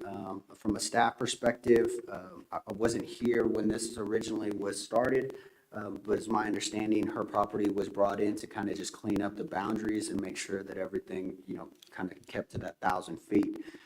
So staff recommendation would be, if council is okay, that we could extend her an non-annexation agreement. That is the request that she would like. She was going to try and be here tonight. I do not see her. She had a health issue, was in Kerrville the last time we talked. As far as Mr. Hudson goes, I had a lengthy conversation with him on Friday. Ultimately, where we're at right now is there are two options. One is you stay out, or one that you come in. In order to stay out, you have to sign the non-annexation agreement. His concerns were, what he wanted to do with his property and in the future, and some concerns like that. I tried to get him to understand that if those were his concerns and being able to develop is what he wanted to develop, that he has options. He has 7 acres. He could do a PUD if straight zoning didn't work for him. But ultimately, he has to sign that non-annexation agreement to get us the ability to work on that type of development with him. If he does not sign that non-annexation agreement and we move forward and this gets finalized, he will come into the district. And at that point, we're going to be discussing future land use and zoning at our next P&Z meeting, specifically for this area. We had this conversation with P&Z before, so the direction I had from them was to bring in these parcels in the most matching of a zoning that they have. So right now, this is vacant land, so we would most likely bring in it as R1. It is on a hard corner, so we are looking at possibility, some C1 in that area for commercial. And we would amend the comp plan accordingly based on P&Z recommendations. So I still think we have some time before this gets finalized. Daniel, if I'm correct, that he could sign that agreement. We could offer it to Ms. King. But ultimately, when this does come back for adoption prior to that 90 days, he has to make that decision on whether he wants to stay out or he wants to come in. So they both will have an opportunity to react. If council wants staff to offer Ms. King an agreement, we can do that, but by law, it's only ag exempt properties that are required to get that. So she was not offered that the first movement. So given her location, the use of her property, kind of the shape, we don't have a lot of major concerns that this would turn into some type of industrial commercial. Again, we do want to talk land use and zoning, but if council feels comfortable offering that, staff just needs some direction to move forward with that. And then ultimately, at that point, the decision's on her whether she wants to come in or stay out. So would you point on the map to where Ms. King's property is? Ms. King is number 16 here. Okay. And then directly below her is the Charlotte Mason Schools, that's Ambleside. Yes, sir. And then directly south is property that is not coming in. Correct. They've signed those non-annexation agreements. If looking at my reading of the map for the King property, I would be okay with a non-annexation agreement to Ms. King. I'm sure that they will see the benefits of annexation later on. Bobby? I would agree with Tom. I agree with Tom as well. Jerry? Same here. Well said. So I'll move that that the city institute annexation proceedings on approximately 86.32 acres of land, generally 82.36 minus the King tract, and waive the second reading. Do you mean minus the King tract if she chooses the non-annexation? If she chooses the non-annexation agreement. Thank you. But approve the annexation of the 82 acre tract, the 82 acres, and offer Ms. King a non-annexation agreement. If she chooses it, she would be left out of the annexation. If she says no, then she's in. And do you want us to allow Mr. Hudson additional time to negotiate until we get to the official proceeding? Well, I noticed that Mr. Hudson was provided a non-annexation agreement, but he didn't sign or provide a development plan. So we've been in contact with him, but he has not been in contact with us. I've had a couple of phone calls from him. I've not seen any plans. He did send Mr. Jordan a lengthy email with some kind of possible scenarios, including up to 15-unit short-term rentals, possibly a bakery. His wife is a baker out of Houston. This was Brian Jordan, so he sent this to Mr. Jordan prior to your employment? Yes. So this is not recent? No, sir. I did recently reach out and send him another one after one of our public hearings because I wanted to try and get him on board as we move forward. So I think the one thing that Brian didn't go over with him was the possibility of a PUD. I think his original concern was that if I come in as R2 or I come in as C1, he couldn't do the density of the development he wanted. I tried to point out that he has 7 acres, so staff would entertain a planned unit development that could adjust those.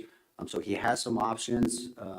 Staff feels comfortable working with Mr. Hudson, but it's just, we need him to make that decision. We can't force him to do that. So he needs to make that decision what's based on his desires. Okay, well, my motion stands as far as Ms. King. Is there a second reading to this too, or you waive it? No. This starts the 90-day clock. This is the 90. So you have to take action to institute the proceedings, and then you have 90 days from that action to adopt an ordinance to annex the property if you want to do so. Well, I don't know if Tom's motion was about 5 minutes long. What? I don't have a problem with continuing to discuss this with Mr. Hudson until we get to the end to the deadline. Because if you make the motion to do the annexation, yes, I second that. Yeah, okay. Well, I'm confused because the motion was just not for the annexation, but it also included some verbiage about Ms. King. So should the motion carry some validity with Mr. Hudson? I don't know that to initiate the annexation, that was more for staff direction if y'all wanted me to continue to try and work with him. But I'll let Daniel answer. So, so enlighten me, if a property is annexed, if it's over a certain number of acres, could they come to city staff and discuss a PUD? Yes, anything over 3 acres. So if Mr. Hudson's has how many acres? 15? He's 7 acres. 7 acres, okay. So he has enough acreage that if, normally when we annex property, it goes in as R1. Is that correct? The code requires that annexed property be brought in under its future land use plan designation. Okay. And my conversations with the Planning and Zoning Commission, because again, I did get this in front of them prior because we wanted to start talking about that. They had mentioned that kind of historically what we had done was we would amend the future land use plan and bring them into the use most like what they have, to not creating non-conforming uses. I'm not a big fan of that because of, again, we do planning long-term, but looking at what's in this area, it's mostly residential. There are some existing B&Bs, so I've talked to an owner there, MG Holdings. They own 3 properties. They are going to request R2. Staff can support that because it meets their needs. Most other places that we think are going to come in under the comp plan as either R1, R2, or C1. It really is Mr. Hudson that would need the change. Again, we'd be willing to work with him, but most likely at this point, if it comes in and he doesn't sign the agreement and doesn't give me anything to work with, then I would probably recommend R1 at that point, the least restrictive, so we can ensure that no crazy development happens without us taking a look at it. I think his biggest concern, from my understanding, is the roadway. When that gets built, he has a situation where he runs cattle and has an ag exemption on track 24, but his source of water and feed is on track 25. So currently he's allowing those cattle to free roam across our right of way and kind of go. And I think his concern was if you build the road or you fence it off, I lose my ag exemption because I can't run cattle. Again, my thought was, if you sign the non-annexation agreement, we could work something in there that says we'll allow you to continue that use, and when water gets, we would provide services prior to the road. I mean, there's some options there. So like I said, I'd like to continue to have some conversations with Mr. Hudson. You want to repeat your motion? That we approve institute annexation proceedings for approximately 82.36 acres of land on West Live Oak Street, and that we recommend providing a non-annexation agreement to Mrs. King for her consideration. Second, keep it a second. Have a motion by Tom, a second by Jerry. Any further discussion? I just want to clarify that the motion you stated, West Live Oak, and it's Post Oak Road. Oh, see, West Post Oak, excuse me. Yeah. Thanks for catching it, Daniel. Thank you. Any further discussion? If not, I'll entertain, all those in favor? Aye. Aye. Opposed? There is none. Motion carries 5-0. Guess who's up now? Thanks for your patience. 9A, consider request from Robert Mosley for a conditional use permit, CUP, for section 5.400 for condominium residential use to construct a condominium development on the property located at 803 South Eagle Street, Z2103. Jason? Yes, so the property is currently zone C1. It does allow condominium residential units to be placed in there, but they do need a conditional use permit. So this is the subject area. You can see here, it's the southeast intersection of Friendship Lane and South Eagle. I'm going to go ahead and pull up the site plan. Site plans are generally approved as part of the CUP process. So if you look at this site plan here, this is Friendship Lane to the north. South Eagle here, their access is coming in off of Friendship Lane. There are 8 units along the property.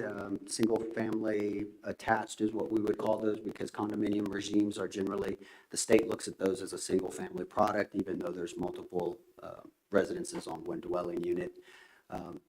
The property is not wide enough to provide a adequate safety entrance off of Eagle. There's a minimum 150-foot depth. So that would have to be on the property line, so they moved that off onto Friendship Lane. P&Z looked at the CUP request. They did recommend approval. Staff has provided some conditions in your packet. A couple of those were, some of those were general site plans. We've got a dumpster here in the setback. There's some fire lane striping. I think some of the ones that were outside of the requirement was be due to the development of SACO and the commercial use, and the possibility that these units will be developed as either single-family or short-term rentals. P&Z felt that there's an opportunity to provide some pedestrian access to that commercial area, so they did require, even though it's not on the sidewalk plan, a sidewalk being constructed along the frontage along Friendship Lane. So staff recommends approval of the request with P&Z's conditions. Jason, on the site plan you have in the packet and this site plan are different. This one was the original one that I received and sent to P&Z. We did get an updated one. I did include that in the packet. Okay. This is the one I'm showing because it had the conditions. If you'll notice, the driveway is 23 feet on this one. It's supposed to be 24. I think for us, it was just general. This is the layout. I think the big one for staff was the additional parking. You can see here there's room to add about 6 spaces, because currently there's only 2 spaces per unit, so there's no guest parking. Again, this could be short-term rental, this could be single family.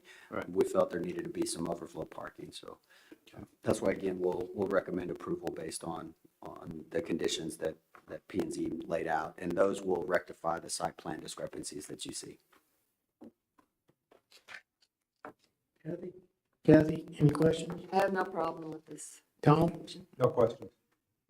Bobby, you had your questions. Jerry? No. I think it's well done. Thank you.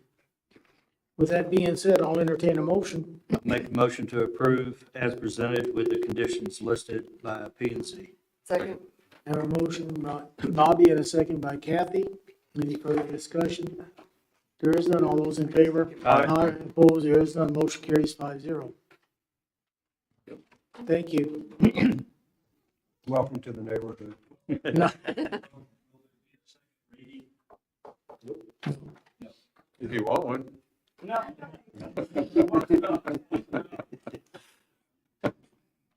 Thank you, Mr. Mosley.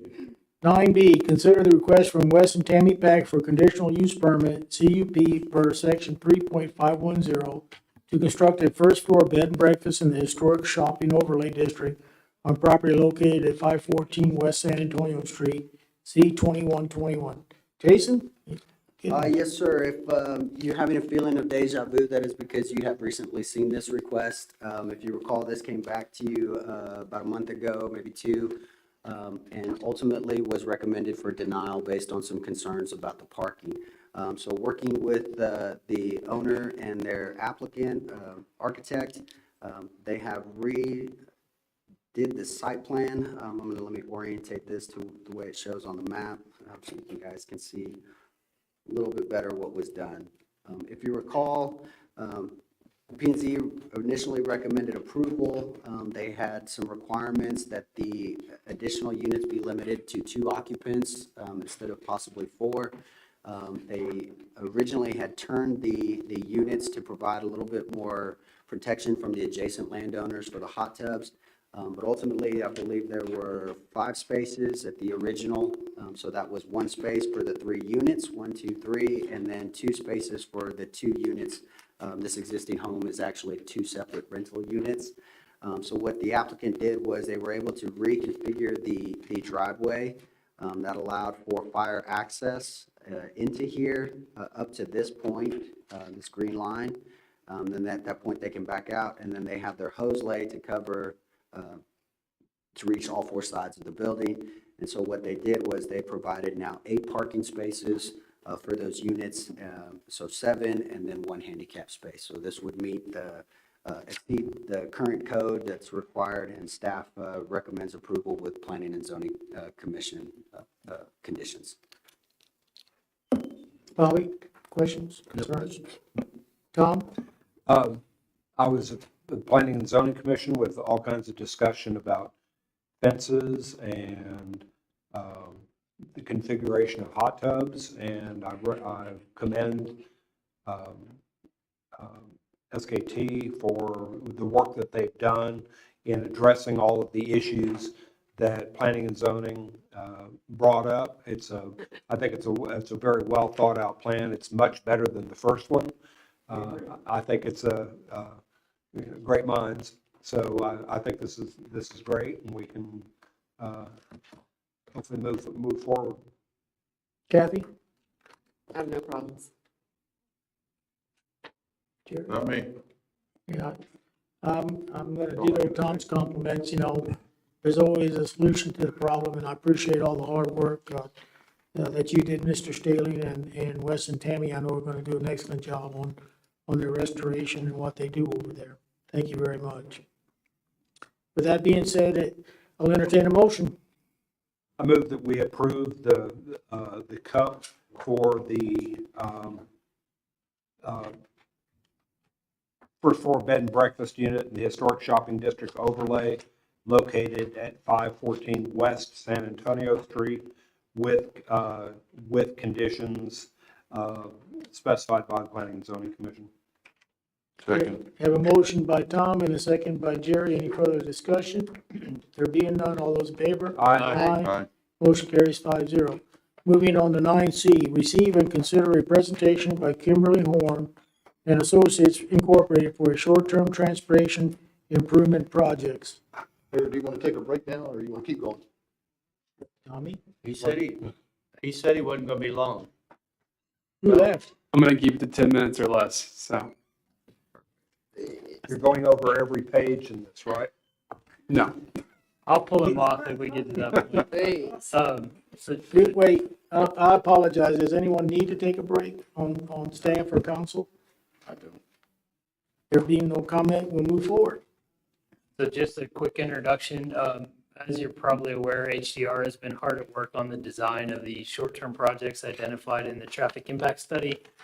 Tonight, Jake Gutakuns, the project manager from Kimley Horn, is here to give you a brief update on the project and then talk about the next steps as we move forward.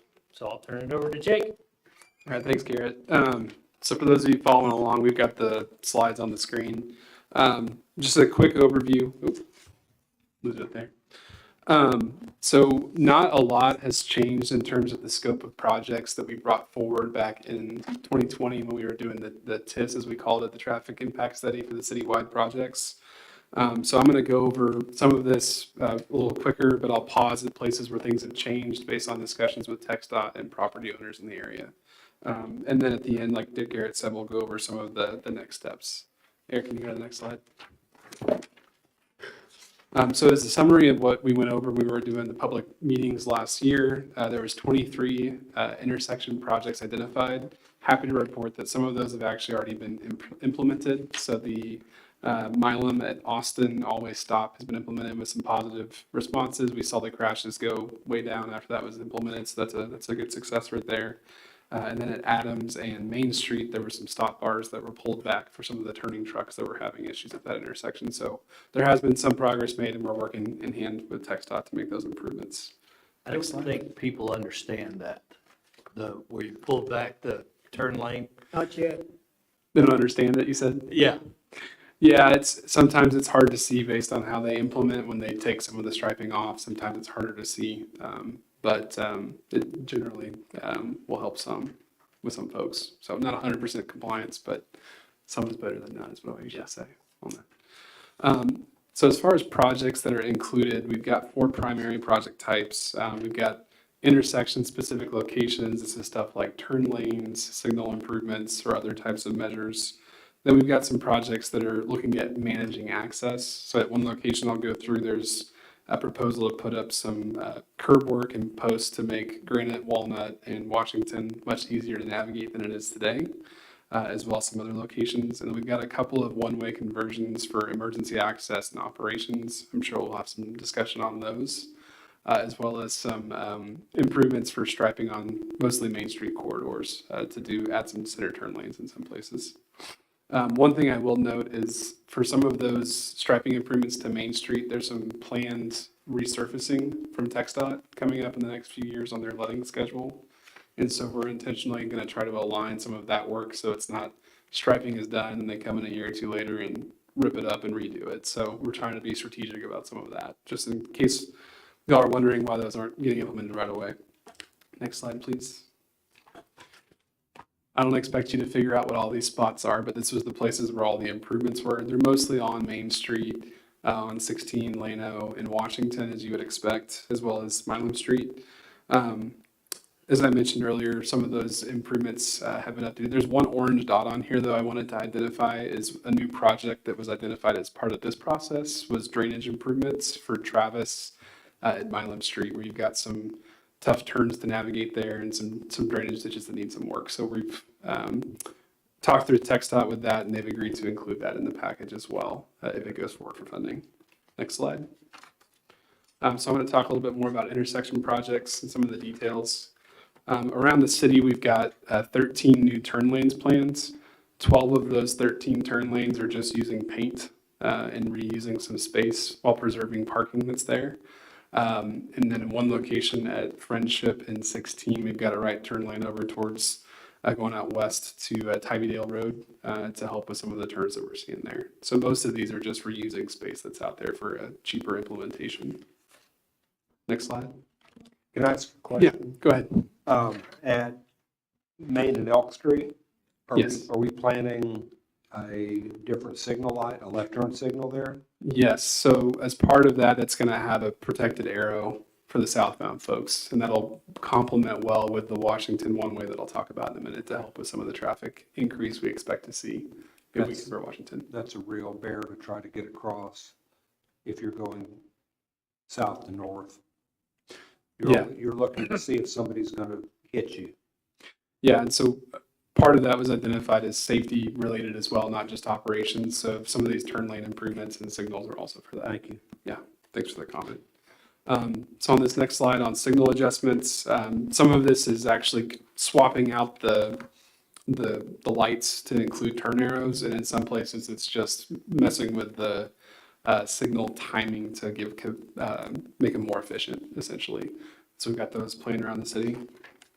One I wanted to spend a second on and highlight was Adams at Main. You'll see we mentioned there were some stop bar pullbacks implemented by TxDOT about a year or so ago. But we're also looking at converting the northbound Adams outside lane to a right turn only lane. And that's based on the amount of traffic we've seen that are trying to turn right coming from the south on Adams or 16 at that location. And we're going to get some advanced warning signage ahead of that location for the right turns. I'm going to pause on that one to see if there's any questions about that. So at Adams, as you're heading on South Adams, North Adams. Okay. Yeah. Oh, North Adams? Yes. So northbound on Adam, near T-shirts, etc. There's a lot of pedestrians that cross right there. So and that'd be a people right back turn up. only there. Yes, sir. Okay, and then center traffic goes through. Would go through, and then there's left. Would there be a left turn signal there? Yes. Okay. Yeah. And part of that's because we're seeing a lot of folks that will get up to turn right and block a lot of through traffic that's sitting behind them. So it's just getting them stacked up and queuing lanes. So the idea is just to get the people, to give them warning that if you're going to go straight, don't get in the right lane. Correct. Okay. Yeah, it's going to just help a lot. So when the right turn signal is on, there's no pedestrian walk. Correct. Although there's not a right turn arrow for that. It's just to queue them up. That.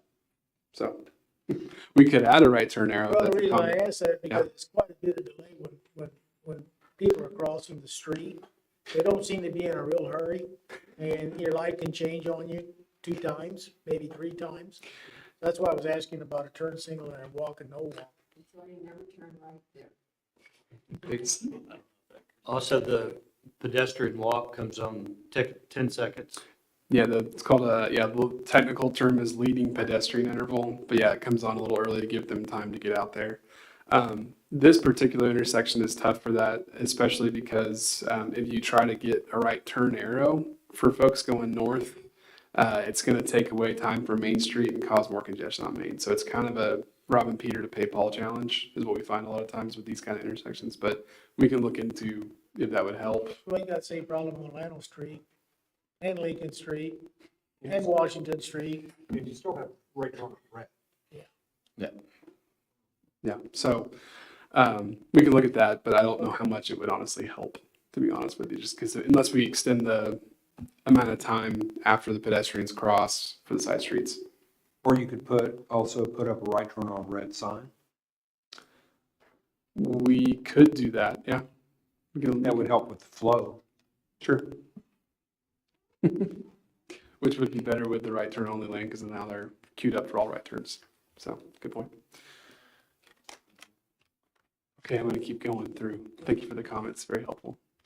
Moving on to access management projects. This is one of the ones I wanted to talk about. We actually have met with several of the property owners along this area here, along Washington. We're proposing to add some stamped concrete median improvements to kind of improve the look and feel to kind of match where you see by the brick pavers over by the hotel in this area. And so what this is basically doing is it's squaring up the intersection of Granite and the intersection of Longhorn at Washington to make those a little more of a 90 degrees where you're not looking over your shoulder for folks coming down the other way.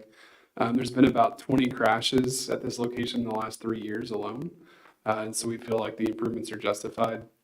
And the other piece we talked with the property owners about, which they did feel good about, was putting, and we talked to TxDOT about this as well, is putting flexible posts along the double yellow line right there over by the hotel at Walnut Street to help prevent some of the left turning traffic there, which is also contributing to some challenges. So again, I'll pause here on this one. I know this is kind of a dramatic look and feel change, but we do think it's going to help a lot with safety improvements.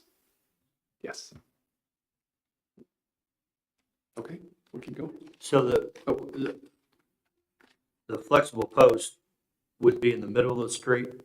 Correct, yeah. So that's going to be sitting on top of where the double yellow is today. And that's just to prevent left turns at that area, just because it's not a super safe location from sight distance to make that turn. Garrett, is there another name for those? We previously referred to those as stupid sticks. Thank you. These are a little more substantial. There's some improved technology, so they're going away from the stupid sticks. Stupid is me. Thank you, Garrett. Garrett, Appreciate could you provide us with like I think at one time you had an overhead of that entire intersection at Walnut and the hospice and the hotel with everything laid out on it so that we could see how. Sure, we can drop this on or have Kinley Horn drop it on an aerial. That would be so you can see how it affects the intersections. Right. And the driveways. Again, that was the big concern, is it does change some of the operations of the commercial driveways. Right. But so far, it's been nothing but positive response.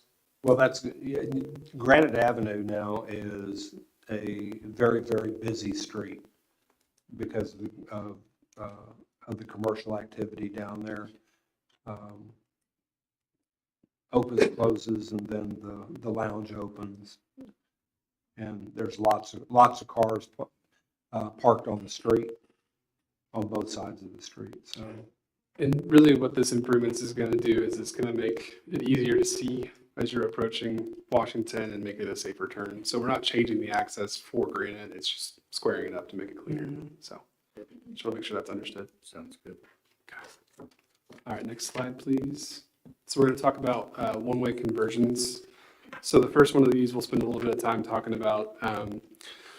So just a little bit of context for why this improvement's been recommended. This one is mostly for operations. And just as a little bit of an anecdotal piece, we're seeing a lot of development to the south on 87, especially looking at things like Freedom development that have come through. I know they haven't built out yet, but their traffic impact analysis that they did for that site had about 500 to 600 cars in the peak travel periods, like that 1 hour, 5 to 6 o'clock in the afternoon or 7 to 8 in the morning, originating from that site. And so when we did some analysis in the TIS, it was showing increases of 200 to 300 cars at this intersection from that site alone. That's not accounting for the other development to the south. That's just anecdotally one site. So this already is the worst performing intersection in the city, and it's projected to get a lot worse. And so the innovative solution that was looked at for this one, which we've also been talking with the Nimitz about, by the way, up on that north block of Washington there, is to convert Washington to one-way north of this up to Austin Street, just that one block. And what that allows for is it gives a lot more of that, not robbing Peter to pay Paul, but it's giving a lot more green time for northbound Washington. Left turns can go from that, and you don't have to wait for a southbound movement. So we've found that this is a pretty critical need for the incoming traffic increase in this area, but I'll pause there for questions. So my question here is, we're taking away southbound traffic at Washington. Is that traffic going to go to Lincoln Street and Elk Street? Is it going to further congest Elk? Yes. So as part of that TIS study we did last year, we actually looked at, in the future condition, if this change was made, what that would do. And so the traffic that is southbound at Washington was contemplated as moving to Elk and Lincoln, and we looked at the operations there, and that's part of why those left turn lanes with the light changes are recommended to accommodate that increased traffic. Unless that traffic wanted to continue south on Washington, then it has to go around the block, come back, turn left or right. Correct. Yeah. So how much sense does that make? I mean, I've objected to this one before, but. Yeah, and the other thing on this project, we talked about waiting until the Mulberry extension was completed because that would take a lot of traffic out of that area and route around, but that's always an option. We can wait if the council wants to proceed on the Mulberry extension project. That could be years. And that's a bond issue. Of course, we could do it, and if it doesn't work, we could change it back. Right. And so I think one of the things we've actually incorporated into the design for that is we've actually proposed to keep the pole where it is for the southbound traffic, but just basically take the signal heads off for now. And we can do it that way in the construction plan. So if the desire was to turn it back on, it wouldn't be too complicated to mobilize that. I think those in the know, if they are north of Main Street and they want to go south on Washington, will probably learn to go down Lincoln and then hook a left on San Antonio Street, or just take Lincoln down and. Yeah, and there, as part of the plans, it's too small to probably see on here. There's some signage that's going to go in over at Austin and Washington to direct traffic elsewhere instead of going to be one-way signs and use Lincoln, use Elk Street up there. So one thing I will say is we don't take this kind of recommendation lightly. The one thing you do have going for you is that you have alternative options one block away. I can't say that for a lot of one-way conversions that we've looked at in the past as a firm, so that the connectivity in this area usually does mean that when we've done this in the past, it doesn't have as large of an impact when you have alternative options like that. And then I was going to mention Creek Street. We don't have a separate slide here. That one, a lot of that is the substandard street width, and the emergency access is the main reason driving that conversion. So that's Creek Street east of Adams. It's converting to one way to the east of that, so over to Lano. Is there going to be parking on both sides of North Washington Street in that block? Yes, the parking will be preserved that's there. We may even be able to, we were talking about possibly look at additional parking that we might be able to gain from this conversion, so. Any other questions on this part? If not, let's move on. Okay. So moving on to the restriping or the corridor improvements. So these projects, the main ones being on Main Street. So we did quite a bit of evaluation. I want to talk about the benefits of these briefly. One of them is, and I was just experiencing it today again, is you got the larger vehicles that stick out of their parking spots. That outside lane kind of becomes defunct. So we did a lot of evaluation of which blocks we can actually restripe to get proper parking length stalls. And then there's that kind of unused area where you sometimes have jaywalking, where people will wait in the middle of the street. And so we're eliminating that. On some blocks, it'll become a true center turn lane for the block length for the queuing needs. And in other places, it'll neck down to just a double yellow line and get that space back to make those conflicts go away, or at least reduce them significantly from what they are now.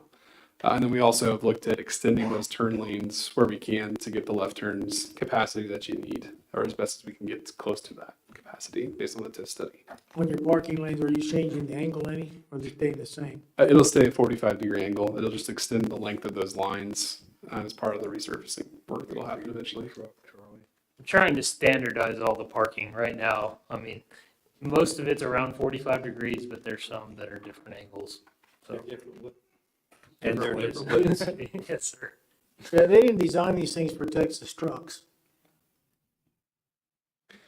Have y'all ever thought about compact car parking signs and then pickup parking signs? Has that ever been an issue? So in our experience trying to implement that, the enforcement becomes the real I challenge. understand that. So it would have to be a pretty strong joint effort for that. I feel like a race car driver sometimes. I have to crawl out of my window to get out. Crawling in's not even prettier. Ride your scooter. Yeah. But yeah, to Garrett's point, we've standardized the length and width on the restriping plan. So whenever the resurfacing does come with TxDOT, that'll get hopefully cleaned up a lot. Okay, we'll go on to the next slide. So the other section of restriping is from Barron's Creek to Crystal Drive. I wanted to note on this one that the letting schedule is a couple of years out right now for TxDOT Road, and that can get accelerated. There's a water line project in the road that's there's an active RFQ out for, and there'll be an engineer at some point designing that. So that project is going to wait till at the very least till the water line's finished, and then hopefully come in. But that'll add a center turn lane for that entire length. Today it's the 4 lanes with the double yellow, but it'll help a lot with turning movements and being able to get onto Main Street better. And just to reiterate with that project, the bottleneck is still going to be the bridge over Barron's Creek. So this turn lane will extend from the Barron's Creek Bridge or just east of it out to Crystal Drive to tie into the existing center turn lane. So again, that just drives the need for Mulberry or Frederick Road in the future. Is this an opportunity to address your right turn in, right turn out at Whataburger? Because it's not there anymore. Thanks for bringing that up. So as part of the plans, you'll see in the plans that we've actually done those flex posts, because from our experience of doing the pork chop islands, or whatever you want to call them, trucks like to roll over those quite a bit, so they're not super effective. But we have found that putting up the posts on the center line does have a pretty high compliance rate. So these are more substantial posts, by the way, than that idiot sticks referred to, or stupid sticks. He's got the technical idiot stick. Idiot sticks, yeah. If you can Charlie proof it, you've done a hell of a good job. All right. These projects are kind of down the road, right? We're just, the development of them, because, you know, that road really stinks out there. I mean, it's been dug up so many times there, that Main Street, that now are they gonna, we're gonna replace the water lines and sewer lines? Is TxDOT gonna let us do that? Well, so as Jake mentioned, the primary concern with this is making sure the water line has been rehabbed before we go in and do any work on the roadway. TxDOT does have resurfacing plans, a couple different projects proposed in their 5-year traffic improvement plan. I believe one section is 2023, the other is 2024. So in our discussions with TxDOT recently, we've proposed that we've got these projects, y'all have those projects, let's combine them all into one set of an entire package. And Jake may touch on this in a bit, but basically let's submit them for funding under the, it's called HSIP funding. It's a safety program. And let's try to complete them all as one rather than waiting and piecemealing it. Well, that's what Kerrville did over there. I mean, came in, they did a sewer line, and they patched it, and then they came back in and dug the water line, and they patched that. I mean, it tied up the whole thing forever. So that's the thing. We want to get the water line in, then that opens up this larger project. And as Jake mentioned, we don't want to go in and restripe the entire length of Main Street to have them come back in a year and a half. Dig it up and resurface the entire thing. So that makes sense. And as he mentioned, with the new striping that's there, the pullback stop bars, it's difficult to see. You know, they milled off the old ones. There, you can still see the remnants. So this idea of resurfacing and coming back with brand new surface, brand new striping, I mean, it'll look really good. And also part of that too, Garrett, is some of these traffic lights are going to need some updates to handle the new center turn lane. And so having to do that all at once is also, I think programming is something we're continuing to talk through with TxDOT to see if they do get segmented into chunks based on the water line and other things, what's the right timing for all this. So we'll go to the next slide. So this one is something that's a little bit different than what was contemplated in the TIS last year. So I want to spend a minute or two on this. We did some extra analysis on this section, just basically the current lanes that are on Llano, in addition to the parking, are quite substandard. There were some measuring like 8 feet wide, and your typical lane needs to be at least 10. And so we looked at the traffic volumes on this one. The most sensible thing to do was for that block between Main Street and Austin Street, thank you, is to make it a back-to-back left turn lane with one lane each direction.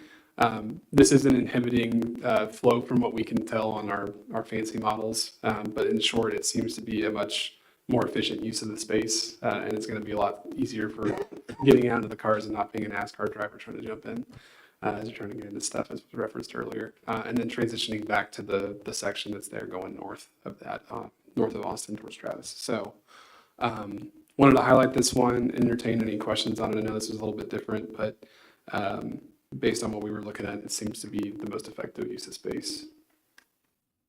I think it makes sense to do that. I mean, I've seen cars just blow through there when somebody's trying to turn or make it's semi-dangerous area. I'm glad to see they finally got the concept where the left lane is a turning lane and the right lane is for going straight and right.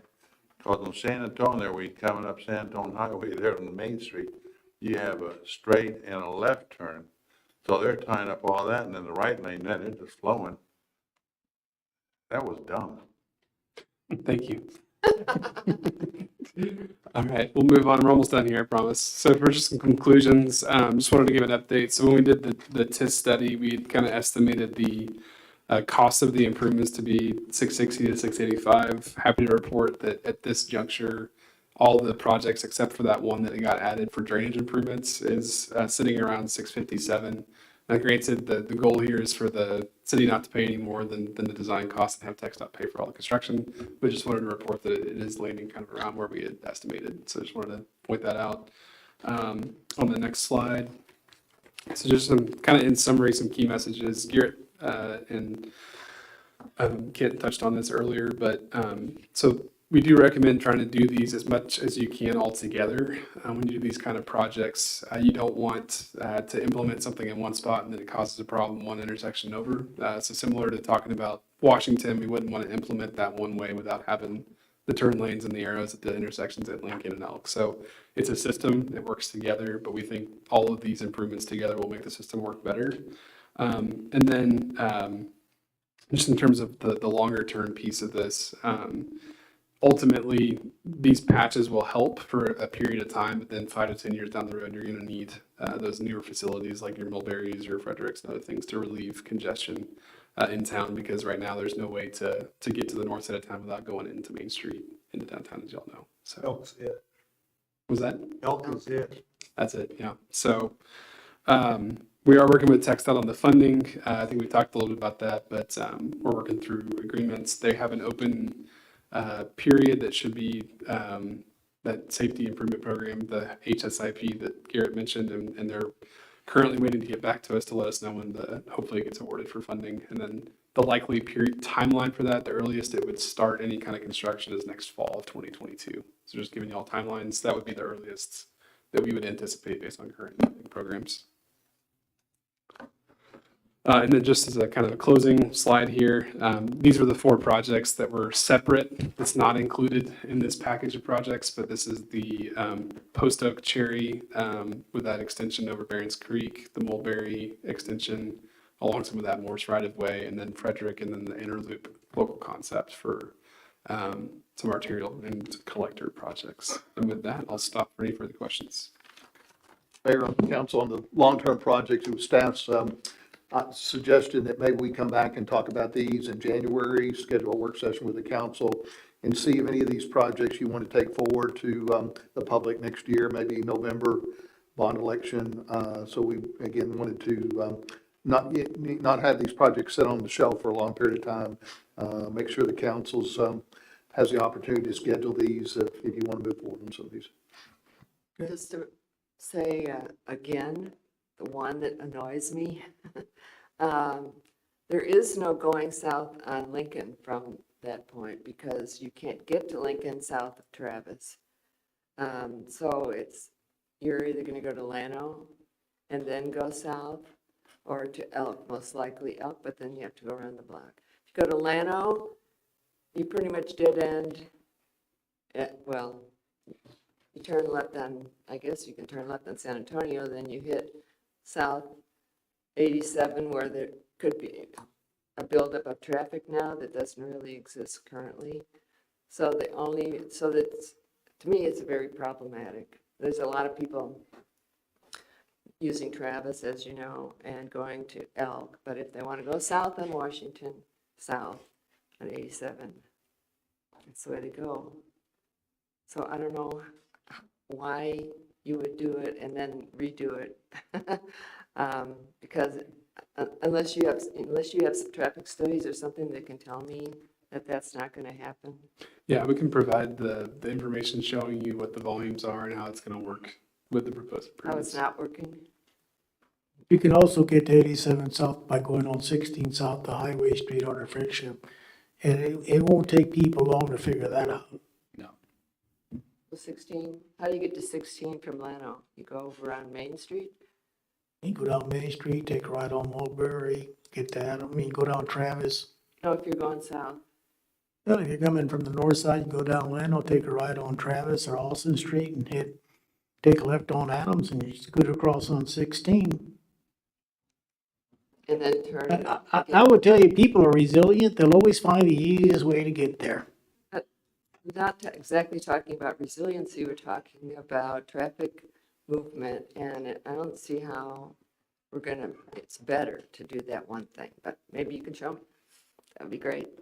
Okay. Do we need to make a motion on this or give direction?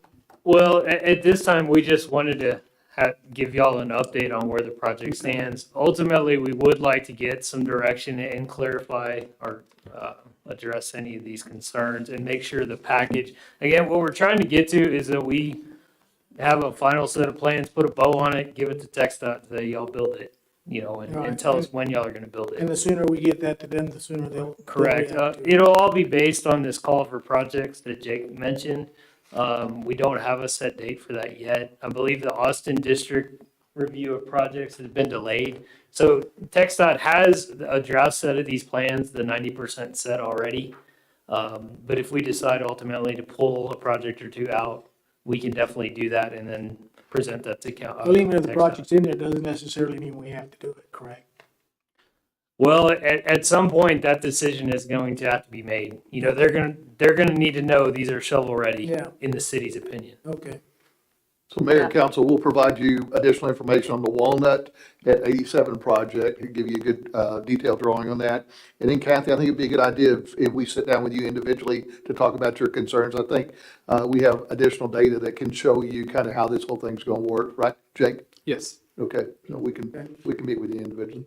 And we can move on. Otherwise, I think it looks awesome. Okay. Well, and feel free, we pass out the full set of plans, so take as much time as you need on those. Okay, thank you. Let's move on now to 9D, receive and consider an update on sidewalk/concrete construction contract renewal and annual sidewalk improvement project. Evan Williams.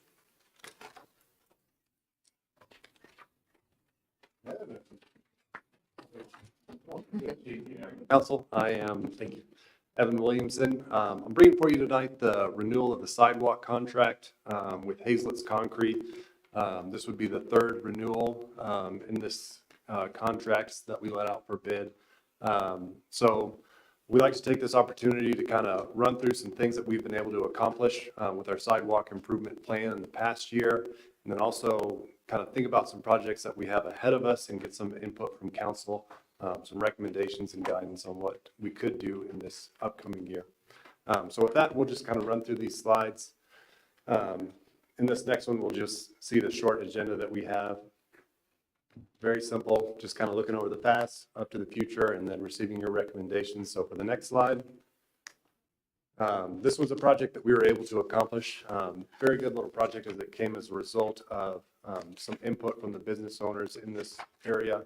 You can see that the pedestrian traffic was wearing on their grass, and so we were actually able to go in, provide access across these sites, and improve some of the driveways in that area as well, and kind of clean things up in this East Austin Street. So for the next one. This is a 300 block of East San Antonio. This is on the south side of the street. You can kind of see here that we had a existing sidewalk terminate, and then we were able to continue that all the way over to South Washington Street. So as people are able to park in this area, they have a route that they can go up and down that block and get to Main Street. And you'll see on this next slide that we were able to do the north side of that block as well.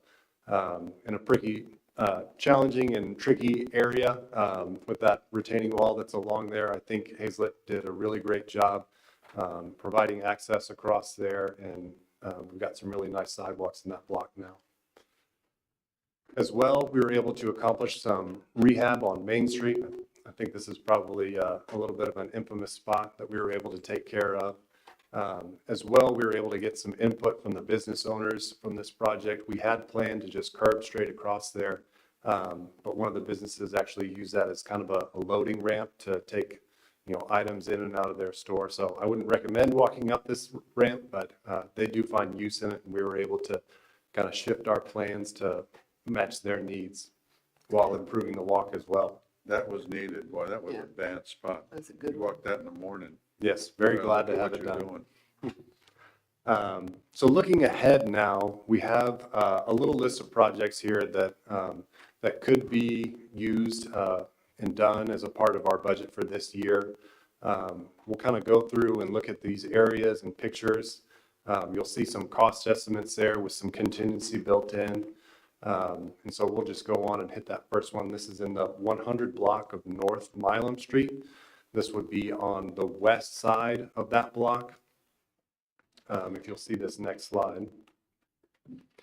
So as you can kind of see in the image there, folks are kind of walking down that existing sidewalk and then hitting that drive ramp and then making their way into the street. So our plan is to, take that sidewalk all the way up to that intersection with Austin Street, provide that route all the way across there and connect up to the other side. We have the Super S building that's being redeveloped at this point, and that would also kind of provide a flow of traffic from Main to those other blocks. And so that's the real purpose of this project here. We'll go on. In the 900 block of South Adams, this project would connect Windcrest Street down to the existing sidewalk at Guadalupe Bank, and would also go along with the Wellness Center's sidewalk construction as well as a part of the redevelopment of that site. And if you've ever driven up and down that portion of the street on a Saturday morning, you might notice some folks that are actually standing in the turning lane and jogging across there to make it to some of the businesses on that side of the street. So we're kind of hoping that this would encourage the use of the pedestrian access across South Adams here and encourage folks to go up to the crosswalk and down the sidewalk to be able to access those businesses and give them a good pedestrian route across those developed lots. Next one. This is the 300 block of North Llano. You'll kind of notice as well, there's some foot traffic in this area. This project would go across Schubert Street and would give us some ped ramps at those locations. It would be able to take this all the way up to the Travis Street intersection and as well just kind of improve access in and around Main Street to and from and improve those areas so that we can kind of have a safe route across the bridge as well. So that's on the west side of Llano? That is correct, on the west side of Llano. We'll go to the next one. This was the one that Mr. Riley had mentioned earlier during the public comment. And it really does kind of fill in one of the last remaining gaps in this area. As you'll see, it completes that east side of the block and really connects up a lot of points of interest that he had also mentioned. The Pacific War Museum, the combat zone, the restaurants that are on the adjacent corner. If you can look closely at the image in the bottom left corner, the drive ramp for that business was already built with the sidewalk in mind. So we would just be filling in those gaps and getting over a little drainage structure that's there on the corner down by the stop sign. And for the estimated cost, I think it's a really valuable project. And this is one that has kind of been in the list for a little while now. This would actually connect up the entrance to Cross Mountain Park down to Cross Mountain Drive, and this would give that residential area a safe route to get up to at least the entrance of the park there, to where they could potentially walk up and down. They wouldn't be going, anywhere near, or they would have a safe route along that North Milam stretch where the speed limit is just a little bit higher, and you would be able to access the park from that neighborhood. It is one of the pricier projects on the budget that we've proposed. So, but it could be a good one. It could provide a lot of value. So we've kind of kept it in there. Is that on TxDOT right away? It would be, yes. And I know that corner, it's got some pretty good drainage there. I Yes, can sir. understand why it'd be a little more expensive. Yes, sir. You can kind of see that existing inlet that's at that location in that bottom left picture, and the drainage ditch as well. So it's definitely not straightforward as some of the other ones that we have, but it could be a valuable project. Yeah, I understand. Considering the park. So you'd put the sidewalk in the bottom of the ditch there? No, sir, not in the bottom of the ditch. We would either be constructing some curb and going along next to the street, and then we would have curb cuts that would allow that flow to go underneath the sidewalk and into the ditch. Or if the property owners along there were accepting of it, we might try to go on Farther back? farther back on the other side of the ditch closer along those property lines to get up there, which would provide even more of a buffer from traffic. But we would have to be working pretty closely with property owners or TxDOT in either case. Oh, Kenneth probably would let you do it. There is a sidewalk south of there then, along Lano. Is that just kind of like 1 block long? It would be pretty isolated, but you know, those residential streets that you see across Mountain Drive, they don't see the traffic that you would see on North Milan. So it's really kind of tying in where folks are kind of walking in the street already to then go up and get to the park themselves. I would not recommend walking up the side of North Milan at this point. Oh, I agree. I think this is all really good, necessary. The only thing I would add, and maybe not for this year, maybe next year or soon, would be to keep going north on Llano, so that there's so many intermittent sidewalks there, and you have to go into the street at some points. And I think a lot of people living north would like to be able to walk down to Main Street. It's not really possible right now, as Llano's so busy, and you don't want to walk in the street. So for future walking, maybe. Yes, and you know, this is kind of the first step, getting access across that bridge and kind of going north on Travis. Those little developments that have kind of been constructing sidewalk as a part of their businesses and things like that have been very valuable, and we definitely plan to be coming along behind them and filling in gaps. Good, thanks. So what was the total for all 5 of these projects? So all 5 of these projects just bring us to just short of our $100,000 budget. Just short of 100,000? I think we're $1,000 short, so we're pretty close. But we do have some contingency in there, and we usually use any remaining budget that we have to kind of clean up little areas, add pedestrian truncated domes at certain intersections where they don't have them. So there's small items like that, rehab on Main Street, that we'll continue to do with those, you know, any remainder of the budget that we have. I think these are 5 great projects, and I agree. we should. Well, if anything else comes to mind in the meantime, we would love to hear about it. But for now, staff would just recommend the approval of the renewal of the contract with Hazen's Concrete. You need a motion? I'd like to make that motion. We'll go ahead and make that motion. I just did. I'll second that motion you just made. Are you going to second that, Kathy? Yes, I am. A motion by Bobby and a second by Kathy. Any further discussion? There being none, all those in favor? Aye. Opposed, there is none, motion carries 5-0. City manager report. Good job, Evan. Short-term rentals. Okay, Mayor and Council, we only have one item under the city manager's report, and that is an update on where we are on the STR rental ordinances. You will notice on your next agenda, we have scheduled the ordinances covering fire pits and the noise ordinance. Both those are on your next agenda.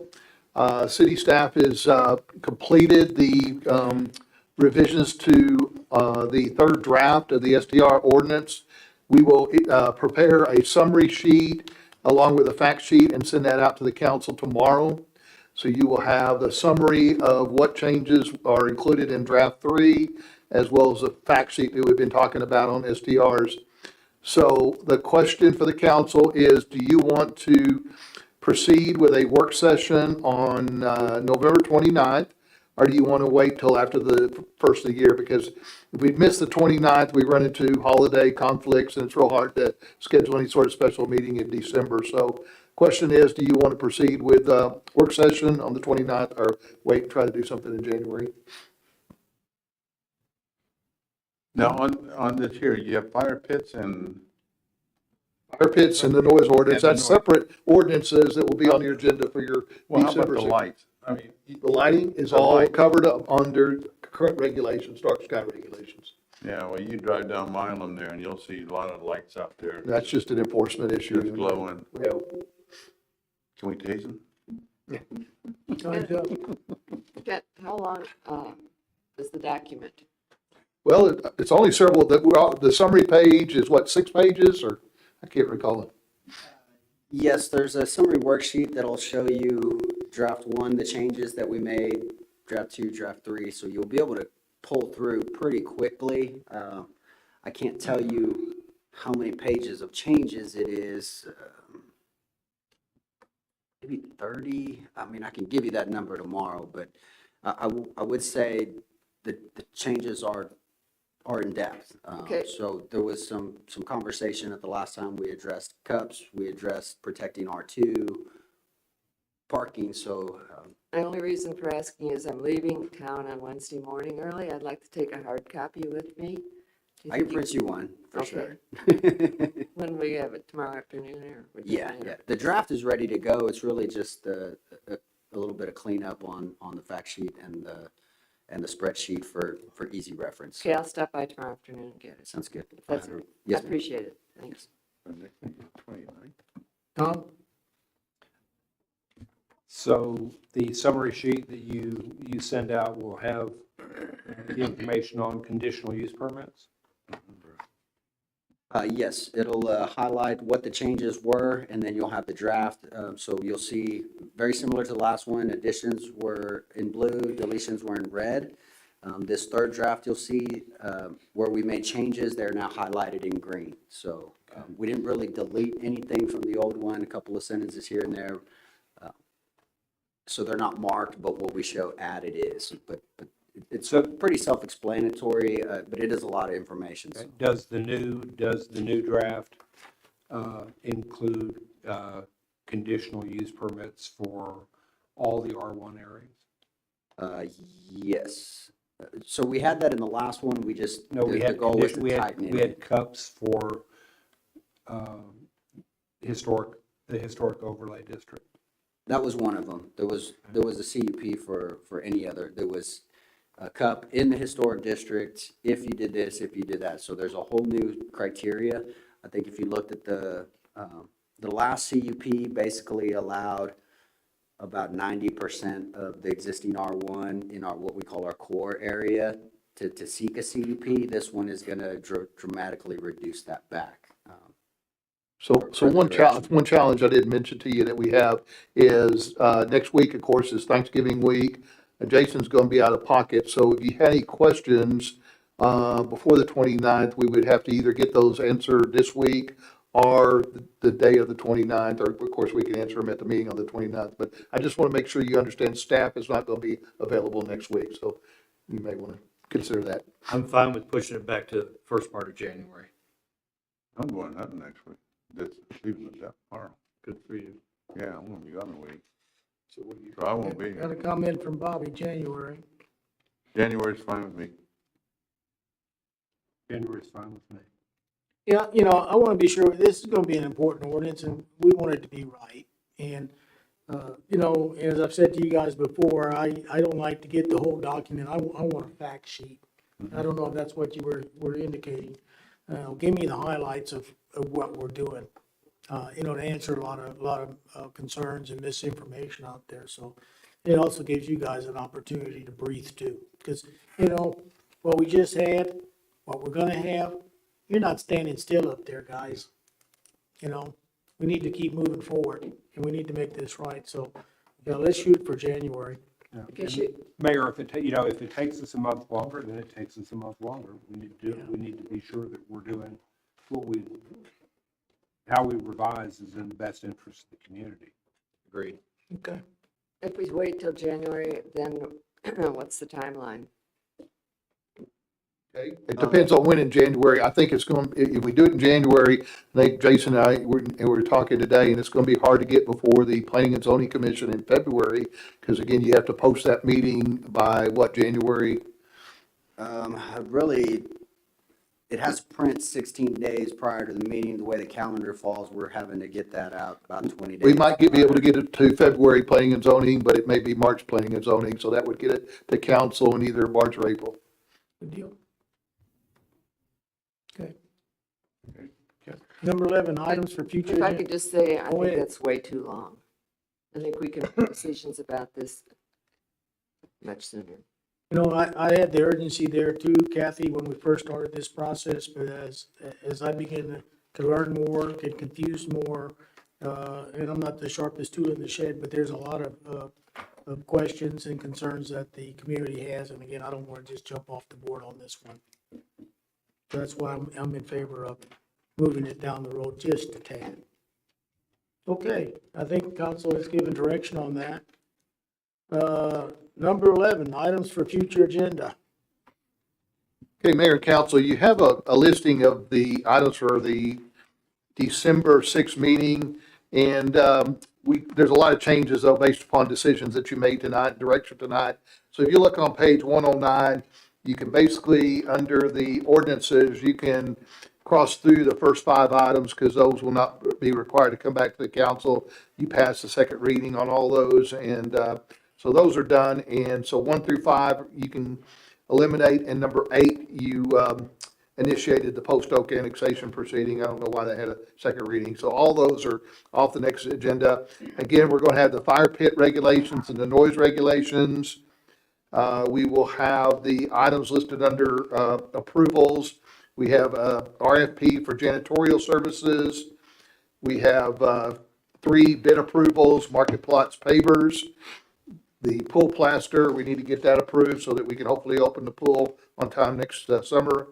And then the bid approval for the new restroom at Lady Bird Johnson Park. Those are all on the next agenda, along with the approval of the salary survey plan. So those are the items. Tonight we added the public comment policy. That will be on your next agenda. And then a couple other kind of minor items that came forward today. We have Tim Lindbergh has requested EDC board appointments at your next meeting. And then we have the annual contract with CDB, which is pretty standard contract with the CDB. Those are a couple items that need to be added. So that's our tentative agenda for December 6th. And a reminder that December 20th, we try to keep that agenda light. It's the meeting right before the Christmas holiday, so we'll try to keep that agenda light. And then I'll try to get the council to give us some dates in January where you would be available for the work session that we talked about. I'll try to poll you all in the next couple of days on that. That's all we got, Mayor, on that one. Okay, thank you.